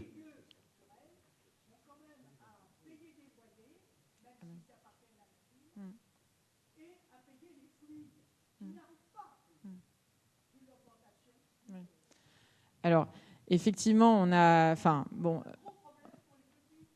Oui, enfin, on a conscience que le contexte avec le coût de l'énergie qui a fortement augmenté est un sujet et ça explique une partie de la hausse, c'est qu'on a accompagné nombre d'acteurs associatifs dans ce contexte qui nous a impactés en tant que ville, mais qui les a impactés aussi fortement. Donc on a essayé d'accompagner autant qu'on l'a pu sur ces sujets-là, plus 25%. Enfin, je ne sais pas si vous vous rendez compte, mais c'est en réalité vraiment conséquent comme hausse. Et puis, sur les loyers, on a tout. En fait, on est dans un principe d'équité qui est très important. Tous les locaux qui sont loués par la ville le sont. Alors, on a revu les loyers, faire en sorte que ce soit bien sûr des loyers qui soient accessibles et raisonnables, mais tous les acteurs qui occupent des locaux de la ville payent un loyer. On a mis fin à un traitement qui était assez inégalitaire pour que tout le monde soit logé à la même enseigne de ce point de vue-là. Et après, comme je l'ai dit, on a une attention particulière aux structures qui sont en fragilité et en général, voilà, on essaye de trouver des solutions. Mais là, c'est vraiment sur un principe d'équité que tout le monde paye son loyer. Merci pour ces éléments de réponse. Je me fais mettre du temps. S'il y a des questions, je vous invite à pouvoir les formuler par la suite, parce que nous aurons également un moment de convivialité et je ne voudrais surtout pas qu'on réduise le temps du deuxième chapitre qui nous attend d'ores et déjà. Merci Madame Bichet pour l'ensemble de ces éclairages sur la partie budgétaire de la ville. Merci à toutes et tous, puisque via vos questions, j'ai senti qu'il y avait un intérêt pour ce sujet et donc voilà, c'était un grand plaisir pour moi. Merci beaucoup. Et donc j'invite Monsieur Didier Jean-Jean à venir maintenant nous parler de Nature en ville. Bonsoir. Adjoint au maire en matière pardon, je vais y arriver, sur Nature en ville et quartier apaisé. Tout à fait. Bien. Bonsoir mesdames, bonsoir messieurs. Oui. Alors, j'ai 10 ou 15 minutes. 15 minutes? Oui. Bon, allez, hop, on va lancer le chrono, comme ça, on ne dépasse pas. Très bien. Bon, mesdames, messieurs, bonsoir. Je suis donc en effet chargé par monsieur Pierre Urmic de questionner la place de la nature en ville dans ces espaces publics. Et c'est ce dont nous allons parler ce soir. Et je vous en remercie. À la question, quel sujet? Alors, je suis revenu en arrière ou... Ah oui, voilà, c'est qu'il y avait quelques photos de retard. Voilà. Et à cette question, la réponse que nous avons apportée, ça n'est pas un plan Bordeaux 2050 ou un plan Bordeaux 2030. Le maire a souhaité des actions concrètes et rapides. Et donc, nous avons baptisé ce programme Bordeaux Grandeur Nature et c'est ce que j'ai la chance de vous présenter ce soir. Donc, évidemment, la première question, c'est de savoir si vous trouvez ça normal. Si c'est le cas, la suite risque de ne pas beaucoup vous intéresser. Mais avant de parler de nature, on s'est posé la question de savoir quelle nature, quel patrimoine fallait-il restaurer. Évidemment, on pourrait se référer à cette peinture du XVIIIe siècle qui nous présente les quais de Bordeaux, mais on pourrait un petit peu avancer dans le temps avec cette même prise de vue du quasiment même endroit, avec une ville portuaire qui servait le port, l'activité du port, ou alors ce XXe siècle dédié à l'automobile depuis les années 60-70, où on voit bien que le projet a évolué. Il a évolué sur un projet de nature, mais qui n'est pas tout à fait celui que nous défendons. Évidemment, sur ce site, il faut reconnaître la grande qualité du travail qui a été réalisé, qui a reconfiguré complètement la ville de Bordeaux en la tournant vers le fleuve, qui a porté la preuve que la place de la nature améliore la vie des quartiers, qui a porté la preuve que les mobilités douces sont fondamentales. Hein. On voit bien la différence entre... Et encore, là, il n'y a pas la station... Je crois qu'il y avait une station au pied du pont de Pierre. Là, elle n'y est pas sur cette photo, je n'ai pas retrouvé. Voilà, mais la ville du XXe siècle, c'est aussi ça. Hein, et ça, ce n'est pas une image de synthèse, hein, c'est ce que nous connaissons dorénavant à Bordeaux quand les fortes précipitations sont au rendez-vous des grands coefficients de marée. Et voilà ce avec quoi aujourd'hui nous devons composer. Vous connaissez, hein, ici il y a des magasins, il y a une activité économique, il y a une activité culturelle, il y a une activité étudiante, il y a une école aussi ici. Et donc il est urgent de se poser ces questions-là et donc d'agir. Ces nouveaux défis, je vais aller très très vite, mais si vous voulez que je les développe, je les développerai. C'est donc, on vient de le voir, la question de l'eau. Je ne développe pas cette diapositive pour rester dans les 15 minutes, mais j'aurai plaisir à y revenir.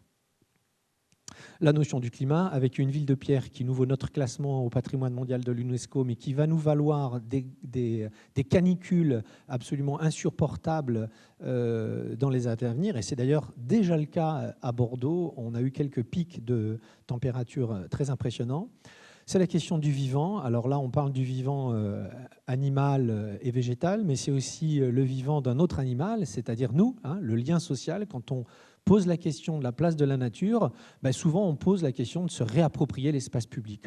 On sort pour aller jardiner dans le jardin collectif, on sort pour aller au composteur, on sort quand on peut marcher et s'asseoir parce que entre mon appartement et la boulangerie, il y a un arbre. À l'ombre de cet arbre, il y a un fauteuil et parfois il y a même une fontaine. Donc le retour de la nature, c'est aussi le retour des animaux dont nous sommes dans la ville. Et donc la question du patrimoine qu'il faut aussi préserver, nous en avons parlé. Enfin, la question de l'émission des émissions de gaz à effet de serre, la question de la santé publique, la pollution de l'air, c'est aussi des enjeux majeurs auxquels nous devons répondre. Donc ces nouveaux défis entraînent une nouvelle approche. La première, elle est de créer, d'organiser un espace public. Le maire de Bordeaux a souhaité qu'il n'y ait plus un élu en charge des mobilités, qui est dans sa ligne, puis un autre élu en charge de la voirie, de la rénovation, qui lui est dans sa ligne, et enfin un troisième qui lui est en charge des parcs et jardins, donc de la nature. Ce qui faisait que tout ce petit monde travaillait un peu l'un à côté de l'autre, mais jamais vraiment ensemble. Aujourd'hui, il n'y a qu'une seule délégation que je coordonne, mais je suis loin d'être tout seul, une seule délégation qui coordonne toute cette vision. De fait, si je réfléchis à la mise en œuvre d'un arrêt de bus, je me pose la question de savoir si on n'aurait pas pu aussi y mettre un arbre pour qu'on patiente à l'ombre d'un arbre. Donc ça, c'est l'organisation de la politique publique. Ensuite, c'est la question de créer de l'espace. Vous l'avez vu sur la photo des quais, elle était parlante, mais c'est partout pareil dans Bordeaux. C'est-à-dire que la ville est construite comme ça. On aurait peut-être fait la même chose depuis les années 60. C'est la voiture qui occupe toutes les places. C'était la modernité de l'époque. Et donc, ça a été peut-être très utile. Je n'ai pas la réponse. Et donc, pour créer de l'espace public, eh bien, il faut enlever ce qui occupe l'espace public. Et on n'a pas beaucoup d'autres champs d'action que l'espace qui est occupé par la voiture. Les trottoirs, il faut plutôt les agrandir. Surtout dans notre quartier. La place de la nature, on ne va pas couper les quelques arbres très très rares ici à Bordeaux Sud, et donc il faut trouver d'autres moyens. On ne va pas non plus enlever les transports en commun. Une fois qu'on a créé l'espace public et qu'on a mis en œuvre tous ces défis, voilà comment on fonctionne. Alors je vais vous donner quelques exemples quartiers qui correspondent à votre quartier, sachant qu'on a développé ça sur la ville. Le grand projet de la ville de Bordeaux, parfois certains journalistes me le demandent, en fait il n'y a pas un grand projet, il y en a quelques-uns des grands projets, mais le grand projet de la ville de Bordeaux, c'est surtout l'ensemble du travail qu'on fait dans tous les quartiers de la ville de Bordeaux. Et un peu comme un peintre impressionniste, ou comme l'acupuncture, je ne sais pas ce qui vous parle le plus, mais c'est l'ensemble de ces petits points qui donnent l'image globale et qui donnent l'ampleur du travail qui est réalisé sur Bordeaux. Donc ici, on a l'exemple de la place Wangari Maathai Matai, puisque maintenant c'est une place, et donc elle a été baptisée sur la proposition du maire de quartier. Voilà, elle est devenue un espace sur lequel on peut se poser, on peut se rafraîchir avec une fontaine à eau, et comme la pointe du triangle était vraiment trop petite pour s'imaginer que quelqu'un s'assied sur un banc au milieu des voitures, là on a utilisé l'outil de la microforêt. Ici c'était pertinent, à d'autres ça l'est moins. Ici, on est sur la place des Capucins, non loin de votre rue, madame, où là, évidemment, et encore là, j'ai pris une photo, il faut que j'en trouve une pire, parce que là, vraiment, c'était gentil. Hein. Souvenez-vous, quand on allait au Capu le dimanche, il y avait les cyclistes, les caddies qui étaient au milieu des voitures. Bon, là, c'était un soir calme. Aujourd'hui, c'est devenu ça. Vous le fréquentez, hein, il y a des orchestres, il y a des partis politiques qui viennent flyer, parfois il y a des petits commerçants à vélo. Qu'est-ce que j'ai vu d'autre ? Il y a des associations pour lutter contre telle ou telle cause. Voilà ce que c'est que se réapproprier l'espace public. C'est ça ce que j'évoquais tout à l'heure. Ici, c'est très concret. Et du coup, ça nous aide à lutter contre les mésusages que vous pointez du doigt à juste titre, parce qu'on occupe l'espace. Et donc, on ne vient pas ici procéder à des choses qui ne sont pas agréables. Bon, la place du Cardinal Donnet, vous voyez, c'était un espace qu'on pourrait croire où il n'y avait pas grand-chose à y faire. On avait les boulistes, il y avait un petit jardin pour enfants. En fait, tout le monde trouve ça normal. On sent ce que c'est la ville. Ben, voilà ce que les services ont réussi à faire avec les recommandations qu'on leur a faites. Alors pardon, ok, là c'est l'hiver, donc il n'y avait pas d'arbres, il n'y avait pas de feuilles sur les arbres, et là c'est l'été, mais pour ceux qui connaissent l'espace, évidemment, on a changé du tout. Il y a 40 arbres, plus de 40 arbres qui ont été plantés ici. On a retrouvé des espaces de sol vivants, parce que si on ne peut pas planter l'arbre, et ça c'est très important quand on parle de nature, la première chose c'est de retrouver du sol vivant. La biodiversité, elle n'a pas besoin nécessairement d'un arbre, même si on a des strates basses. Je ne parle pas d'un gazon tondu et arrosé, je parle de strates basses. Eh bien, c'est le pas essentiel à faire. Et notamment parce qu'il nous permet de gérer le cycle de l'eau. L'eau, il faut éviter qu'elle ruisselle. Merci, heureusement que tu es là. Il faut éviter qu'elle ruisselle pour qu'elle aille à la Garonne. Non, il faut qu'elle reste chez nous, dans nos espaces verts, d'abord pour arroser les espaces verts, et puis après, pour l'été, contribuer à l'évaporation. Et c'est ça qui va rafraîchir notre environnement pendant les temps de canicule. Et je vous évoquais ce pointillisme. Donc voilà un espace à votre gauche qui nous paraissait normal, là encore. Comment on traite les rues en triangle, en pointe ? On met du zébra, on met du bitume, et puis oui, c'est comme ça. Non, on a ressorti les études de l'Urba, on a ressorti des urbanistes, on a ressorti les études des écologues, on a sorti les études des spécialistes qui travaillent sur ces sujets-là, et avec les services, on a monté ce programme où, vous voyez, on transforme. Alors, en effet, c'est modeste, mais quand on ajoute ça à tout le reste, c'est ce qui fait la différence. Le carrefour Malbec, voilà.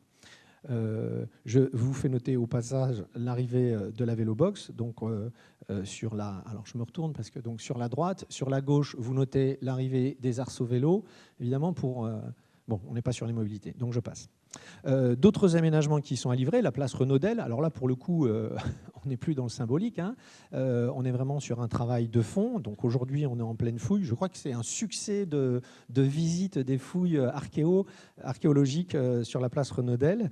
Donc ici, vous avez plusieurs exemples. Je ne les développe pas parce que j'imagine que vous les avez lus pendant que je parlais. Et enfin, le travail sur les cours d'école maternelle que mène Sylvie sur les écoles et que mène Sylvie Schmitt et que mène Fanny Le Boulanger sur les crèches, parce que ça concerne les crèches. Qu'est-ce qui est important à dire ? D'abord, évidemment, c'est de constater la différence. Là, vous avez une école, encore une fois, tout le monde trouvait ça normal. Mais en fait, voilà ce que ça peut devenir. C'est un vrai succès. Aujourd'hui, on met des brouettes en plastique, on met des petits balais, on met des pelles. Les enfants sont ravis d'aller entretenir leur cours. On se réapproprie notre espace parce qu'on l'entretient, parce qu'on joue avec. C'est un autre paradigme. On joue sur la place du handicap, avec des cours où toute forme de handicap est prise en compte. On joue sur la dynamique de la cour. C'est-à-dire qu'aujourd'hui, pour lire, on n'est pas obligé d'aller sous le préau ou de se coller sur la marche le long des fenêtres. On peut aussi avoir un espace au centre de la cour très végétalisé, avec un hamac, avec un fauteuil, ou même par terre sur des rondins de bois. Et donc, vous voyez qu'on dépasse la nature. Tout ça, ce sont des services gracieux que nous rend la nature et que nous permet d'obtenir le travail qu'on fait sur la nature. Enfin, sur ces cours d'école, elles sont toutes différentes. Elles sont pensées avec les élèves, avec les enfants. Elles sont pensées évidemment avec l'équipe éducative, parfois même c'est pas parfois, mais également les parents. Comment ? Voilà, et également les parents. Et donc, elles sont toutes différentes. Zéro standard. C'est comme dans nos aires de jeu pour enfants. Nos aires de jeu pour enfants qui sont dans l'espace public, aujourd'hui, celle qu'on vient de sortir au bassin à flot, c'est l'aire de jeu du Capitaine Nemo. Il y a un sous-marin. Il n'y en aura pas un autre comme ça. À Codéran, le parc Montséjour, on a une forêt d'arbres. Comment ? Oui, vous voyez, vous avez vu la différence. Voilà, Mocaillou, c'était... Eh bien voilà, vous voyez, mais faites-nous confiance, on a encore... Si vous nous donnez le temps, on a encore beaucoup de dynamisme pour continuer. On s'est concentré, je parlais Montséjour, c'est le nord de Codéran. Vous savez que le nord de Codéran, c'est un quartier qui est très en déficit et c'est un quartier avec une population qui est très en besoin de ce genre d'événements. Donc on a priorisé les bassins à flot, c'est pareil, là il n'y avait rien.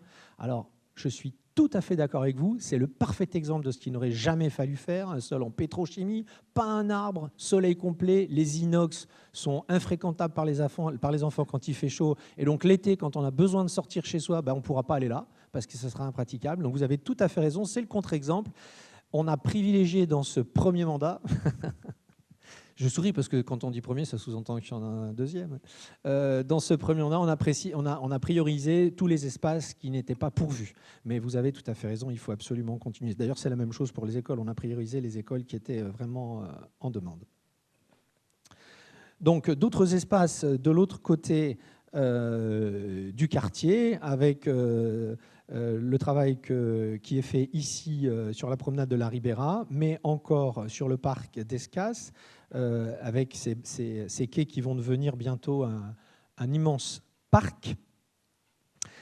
Et maintenant, je vais conclure, enfin, ce n'est pas tout à fait la conclusion, mais je vais juste vous dire comment on organise ce travail sur la ville. Parce que là, je parlais de petites touches. Quelle est la logique? Donc la première logique, c'est l'échelle de notre rue à celle de la ville. Les cours d'école, je viens d'en parler. Les rues aux enfants devant les écoles, qu'on piétonise aussi, soit en pendulaire, soit. Et quand on ne peut pas, cours de la Somme, on change l'entrée de l'école. On la met dans la petite rue qui est à côté, pour que nos enfants puissent aller à pied à l'école et que les parents puissent leur laisser la possibilité. Ensuite, l'école Barbet, par exemple, on a changé l'entrée de l'école Barbet. On a changé la porte d'entrée. Donc maintenant, ils rentrent sur une sente qui est piétonne, alors qu'avant, ils rentraient sur la rue. Bon, c'était normal.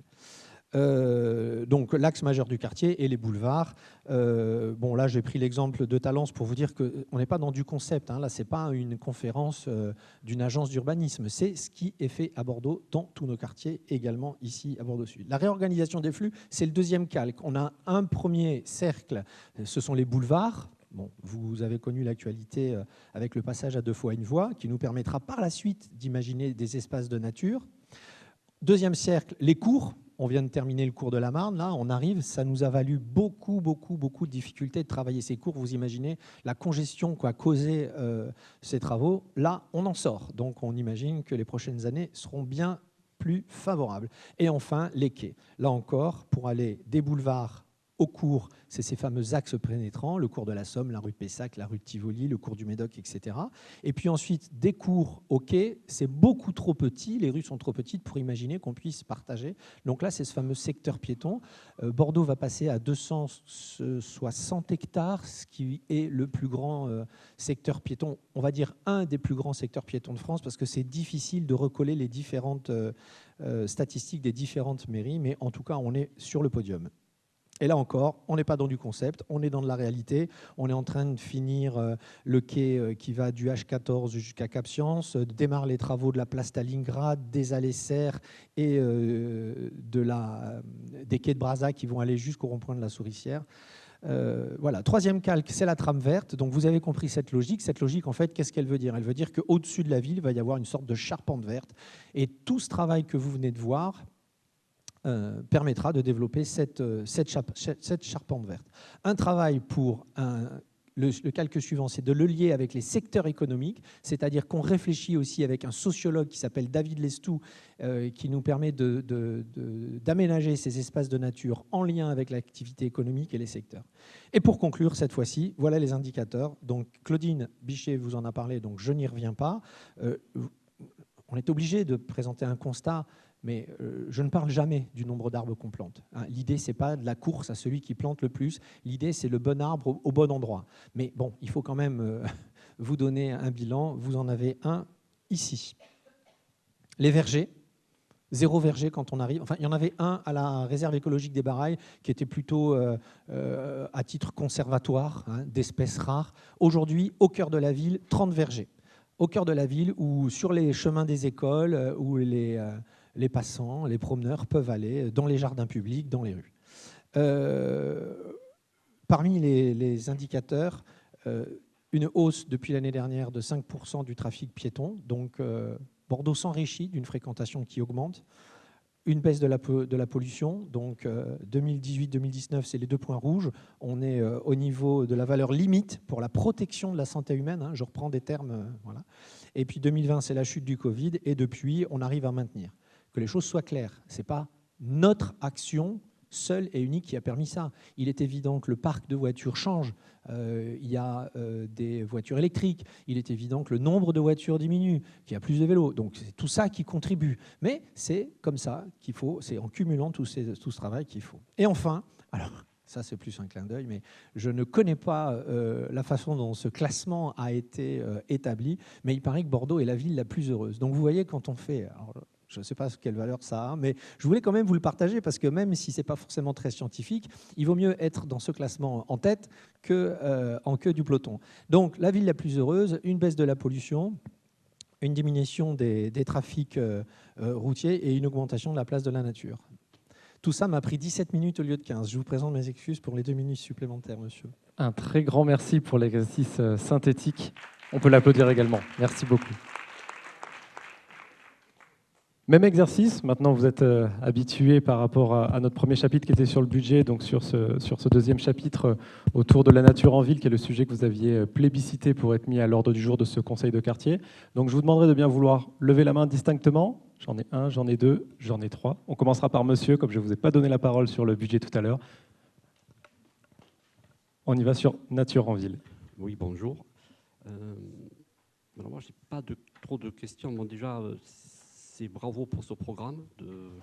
En plus, il s'appelle Bordeaux Grandeur Nature.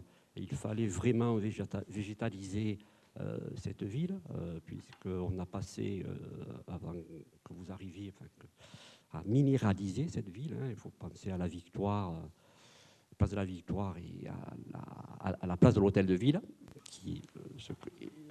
Donc ce programme Bordeaux Grandeur Nature, j'ai dans mon quartier d'ailleurs une... Et est-ce qu'il y a une question sur ce programme? Non, je n'ai pas de question, mais je me permets de faire un commentaire. Allez-y. Voilà. Rapidement, très rapidement. Déjà, ça n'appelle pas de réponse. Je vous dis que ce que vous faites, c'est bien, mais il y a peut-être une question, mais c'est plutôt une remarque. Oui. Vous parliez de charpente verte, je crois, là, si j'ai bien entendu. Moi, je parlerai en ce moment, mais ce n'est pas la ville de Bordeaux, bien sûr, de charpente bétonisée. On a cette affrosité, et moi, je suis en face d'Or-Atlantique, qui entasse, c'est pas Atlantique, c'est Tetris Atlantique, qui entasse les appartements les uns sur les autres, avec des malfaçons, mais c'est autre chose. La rue Amélie Saint-Germain, par exemple, est vous serez la rue la plus chaude de Bordeaux. Donc, c'est bien ce que vous faites, mais de notre côté, il y a des promoteurs immobiliers qui s'en donnent à cœur joie, et ne me dites pas qu'ils plantent 10 arbres, c'est vrai, ils en ont planté 10. Moi, j'avais 13 platanes en face de chez... Enfin, 13 une lignée, 13 platanes, rue Amélie Saint-Germain. Alors, je dirais, entendez-vous... Et la benoge, alors la benoge, là, je crois que c'est le summum, quoi. Donc, si je veux me permettre, pour que d'autres questions puissent être posées, la question pourrait être, que faites-vous face à ça? Oui, vous allez me dire que vous ne pouvez pas faire grand-chose, parce que là, on est en train de privatiser, on verra. de privatiser le domaine public de la ville. Voilà. On verra les éléments de réponse qui seront apportés par rapport à ça. Il y avait une question de Madame là-haut que j'avais vue, en premier, et Madame également. Vous aviez levé la main la première, en plus. Et on fera une deuxième série par la suite. Oui, j'avais une question pour Monsieur Jean-Jean. Alors, c'est une question peut-être un peu plus élargie aussi à la nature en ville. J'habite le quartier historique de Belsier. Et ça fait très longtemps qu'on n'a vu aucun projet sur ce quartier, pas de végétalisation nouvelle des rues. On entendait ou pas? Vous voulez que je reparle ou... Plus près du micro. Est-ce que je répète ou... Allez-y, allez-y. Oui, je disais que j'habitais le quartier historique de Belsier, et ça fait longtemps. Et je n'ai pas vu de nouveaux projets sur Belsier, pas de projet de végétalisation de rue. Et les trottoirs sont également un peu à l'abandon. Bon, la propreté, on en a parlé tout à l'heure, mais on est aussi touché, on va dire, par un manque de passage quand même de la métropole, il faut le dire. Mais sur le sujet de la nature en ville, est-ce que vous avez des projets sur le quartier Belsier? Et si vous me dites non, pourriez-vous me dire pourquoi? Merci pour votre question, Madame. Et ensuite, on fera des premiers éléments de réponse. Oui, bonsoir. Déjà, un grand merci pour cette présentation dynamique et pour les différents projets que vous avez mis en place, parce que sincèrement, moi qui habite à Bordeaux depuis 15 ans, on a vraiment vu une différence entre les années 2020 et aujourd'hui, donc merci pour ça. Et d'ailleurs, les différents projets, moi, je serais intéressée de savoir, j'ai 2 questions. La première, c'est quels sont les grands projets justement de reverdissement que vous avez en tête? Je pense notamment à la place des Capucins, et peut-être que ça serait un projet sur un prochain mandat, je l'espère. Donc si vous avez 2-3 projets en tête à nous présenter, je pense que ça pourrait intéresser des gens. Et deuxième question, ce reverdissement justement des différentes places et des parcs amène les gens à avoir des chiens. Et c'est en effet mon cas. Je suis propriétaire d'un chien parce que cette ville est assez agréable justement pour les promener. Et je voulais savoir si dans cette réflexion de réaménagement des espaces publics, vous prenez en considération les chiens et comment. Et est-ce que, parce que Bordeaux a été élue la ville, la 3e ville de France la plus agréable pour les chiens, enfin pour les propriétaires de chiens. Et du coup, je voulais savoir comment vous repensez ces espaces publics en intégrant les animaux. Merci. Merci beaucoup. Premiers éléments de réponse à la première question par rapport à la privatisation, en tout cas questionnement autour de la privatisation de l'espace public. Alors d'abord, merci pour ces retours positifs. Je vous cache pas que ça me touche parce qu'on y met beaucoup de dynamisme, mais c'est surtout aussi l'occasion de remercier les équipes qui travaillent avec nous. On a un service à la métropole et un service à la direction des espaces verts qui sont vraiment très efficaces et qui ont été ravis d'accueillir notre programme et qui sont ravis parce que leur travail a changé. Leur travail a pris un sens. Donc je vous remercie beaucoup, mais je voudrais aussi penser à elles et eux parce qu'ils y sont beaucoup pour ces victoires. Alors, sur la première intervention, oui, de toute façon, je ne dirais pas, monsieur, que le bétonnage, d'ailleurs, le maire le dit assez souvent, soit une solution. Donc là, on se retrouve. Mais moi, je vais quand même parler de charpente verte parce que petit à petit, on va y arriver et on change. Vous voyez, vous prenez l'exemple de la Victoire, l'exemple de l'hôtel de ville, mais vous avez tout à fait raison. Voilà des principes qui, sur certains côtés, étaient très intéressants, mais là, c'est plutôt la mobilité. Il y a vraiment un travail qui était novateur, d'ailleurs, pour l'époque et qui était très important à faire. Mais ce qui est dommage, vous vous souvenez, au tout début, je parlais des différents élus. Ce qui est dommage, c'est que le jour où on a fait la Victoire, on n'a pas du tout pensé à la nature. Et on est sur un espace, quand vous y avez l'été, c'est à mourir de rire. Les gens sont alignés sous l'ombre de l'obélisque. Il faut le voir. Et alors, il y a un côté où il y a les arbres, les bancs débordent, et de l'autre, toute cette place, il n'y a rien. Bon, donc là, on avait un super projet. Mais notre fonds d'investissement, pour la première fois, on a dépensé tout l'argent du fonds d'investissement communal. Donc ce projet, il devra attendre un peu. C'est l'occasion de répondre. On avait le projet de renaturer et de végétaliser une partie de la place de la Victoire côté bus, côté cours Aristide Briand. Vous savez, là, il y a une espèce de... Il y a 3-4 rues qui ne servent à rien. Elles sont trop nombreuses. Là, on aurait pu créer un petit square, on aurait pu créer quelque chose. Vous prenez l'exemple de l'hôtel de ville, c'est aussi évidemment un très bon exemple. Ne le répétez pas, mais il est fait avec un granit noir. Donc déjà, ça questionne sur le lien avec la température. Mais accrochez-vous bien, importé de Chine. Et quand je travaille là, je suis obligé d'aller rechercher ce même matériau. Donc vous voyez bien les différences d'intention. Bon, là, on a réussi à planter une 20aine d'arbres. Malgré toutes les conditions difficiles liées à la sécurité, incendie de la cathédrale, malgré les demandes de l'ABF de respecter les lignes architecturales, les perspectives, vous voyez, finalement, on y arrive. Et sur votre dernière intervention, on ne laisse pas privatiser l'espace public. En fait, je ne sais pas si vous faites référence aux travaux qui sont menés vers la rue Amédée-Saint-Germain. C'est un espace qui appartient à la SNCF. Mais je le dis pas pour vous contredire, souvenez-vous ce que j'ai dit en introduction d'abord. Mais enfin, voilà, il faut quand même qu'on soit conscient que ce n'est pas du domaine public, puisque dans le domaine public, on fait tout l'inverse. Sur Brazza, par exemple, on est chez nous, j'arrive, on a un dessin avec 4 parcelles sur un bois rudéral, c'est-à-dire un bois qui s'est monté sur une friche, 4 parcelles construites. On a réussi à en sauver 3 sur les 4. Pour conserver ce bois rudéral. La 4e, on ne l'a pas sauvée parce que c'est elle qui va financer les 3 autres parcelles. Mais on a quand même réussi à faire ce pas-là. Là, Jalère, 45 hectares.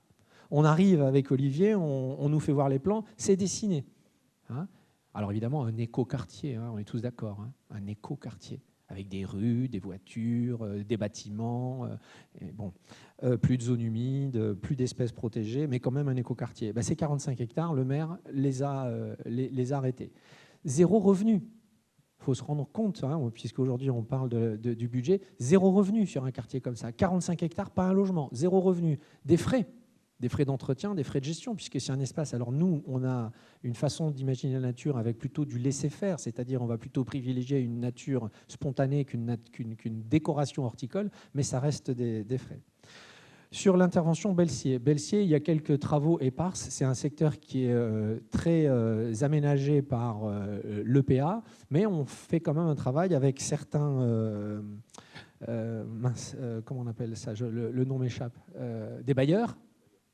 Qu'est-ce que tu disais, toi? Oui, alors voilà, avec certains bailleurs, entre le boulevard Albert Ier et la rue, entre le boulevard Albert Ier et les voies de chemin de fer.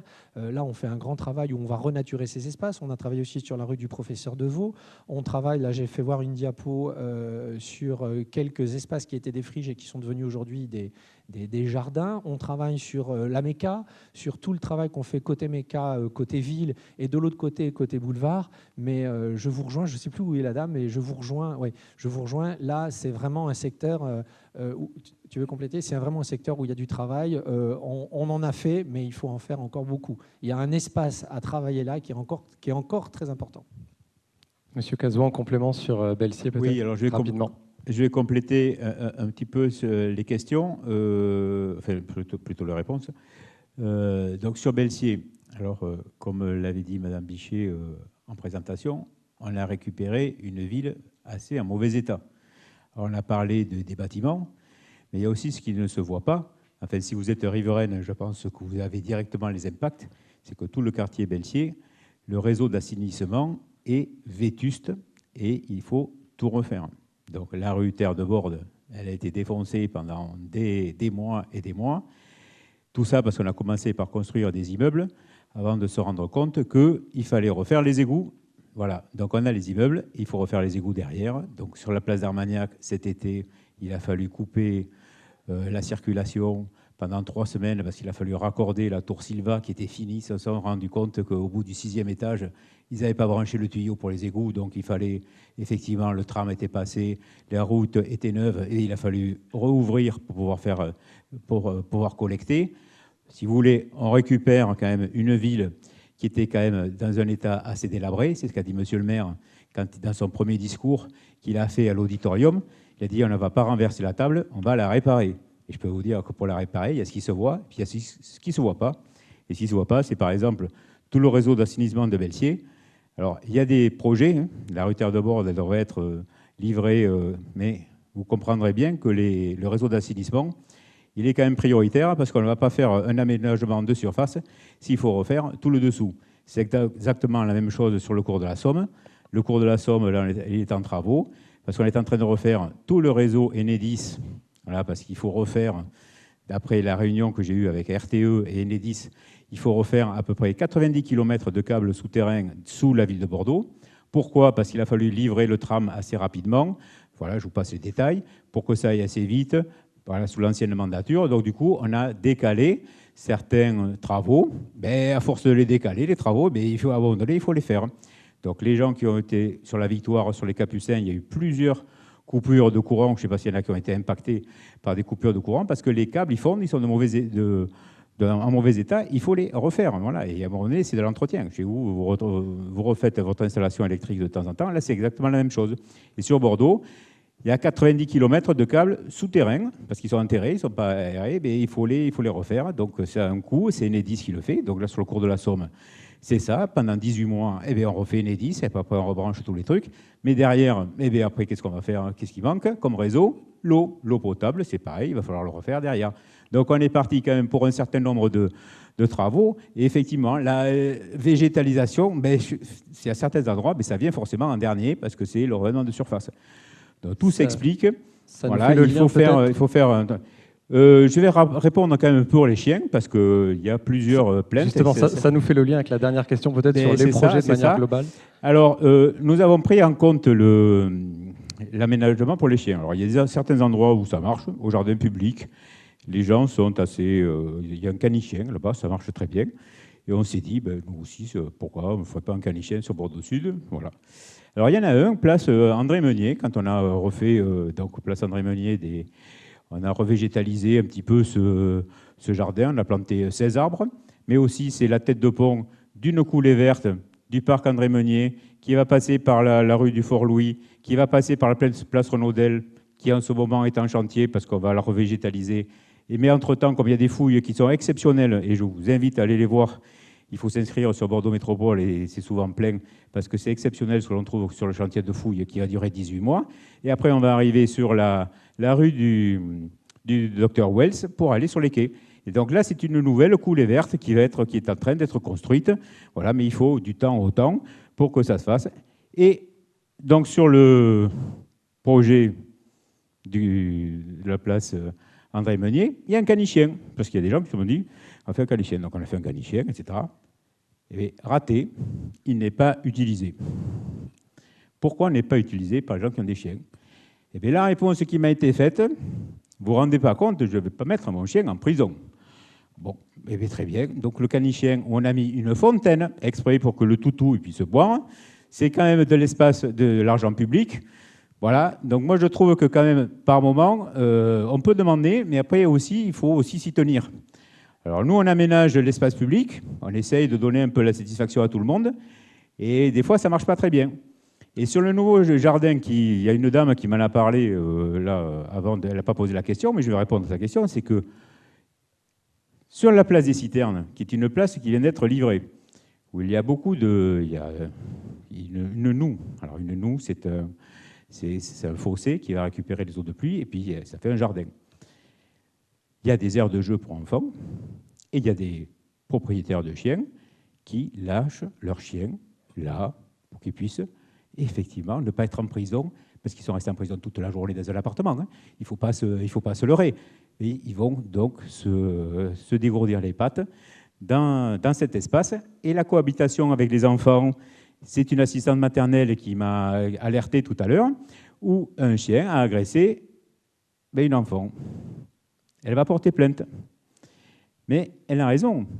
À un moment donné, le conflit d'usage, il y a les conflits d'usage entre les piétons, les cyclistes, voilà, sur certaines parties, ça concerne la mobilité, mais sur la végétalisation, et ça, c'est un vrai souci.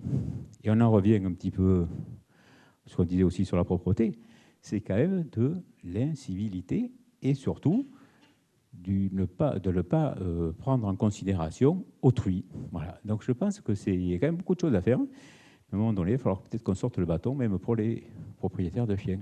Désolé, mais à un moment donné... Ça nous fait une belle conclusion pour ce temps participatif. Peut-être le mot de la fin, Monsieur Jean-Jean, peut-être? Oui. Vous avez compris que si vous parlez chien avec Olivier Cazot, il aboie. Hein, attention à vous. Alors, vous venez me voir, moi je ferai la médiation, on trouvera des solutions.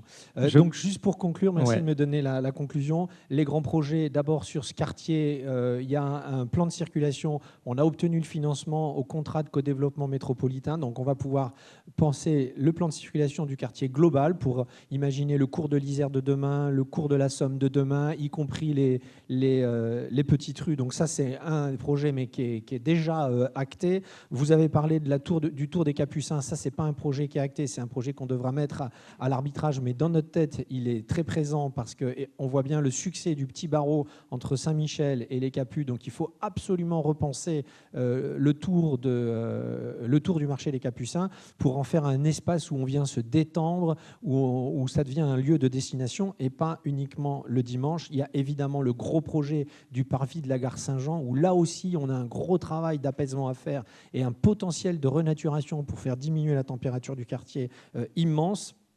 Évidemment, on suit tout le travail qui est fait côté Belsier, parce que je suis passé très vite, mais ce qu'on a livré pour l'instant de ce côté-là, c'est à peu près 700-800 mètres de linéaire. Il y a 400 arbres qui ont été plantés. Bon, là, il y a un gros projet pour l'avenir. On va avoir 1,5 km de parc, de longueur de parc, avec plusieurs centaines d'arbres qui seront plantés. Donc ça, c'est aussi un gros projet qui lui est acté. Et il ne faut pas oublier tous les petits projets sur les petites places, les petites placettes, mais là, ça serait trop long pour vous les lister, mais qui font aussi partie de notre façon d'envisager. Même au bas de ma porte, j'ai le droit aussi, moi, à avoir un petit aménagement, une petite zone, un petit espace fleuri avec quelques bancs et quelques... Voilà, mais après, s'il y a un apéro, je pourrais, c'est exactement avec Olivier, vous l'esprit donner d'autres idées. Hein. De la fin de ce conseil, merci beaucoup. Je me fais à nouveau maître du temps. On peut les applaudir. Oui, merci. Je tenais à vous remercier pour votre présence.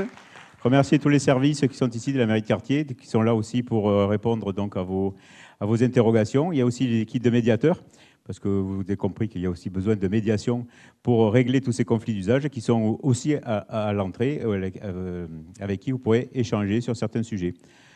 Donc je vous remercie à toutes et à tous et je vous dis à de suite pour une conversation plus privée, si vous voulez. Et n'hésitez pas à faire remonter ou à nous transmettre les questionnaires d'évaluation par rapport au conseil de quartier qui vient de se passer. C'est précieux pour nous.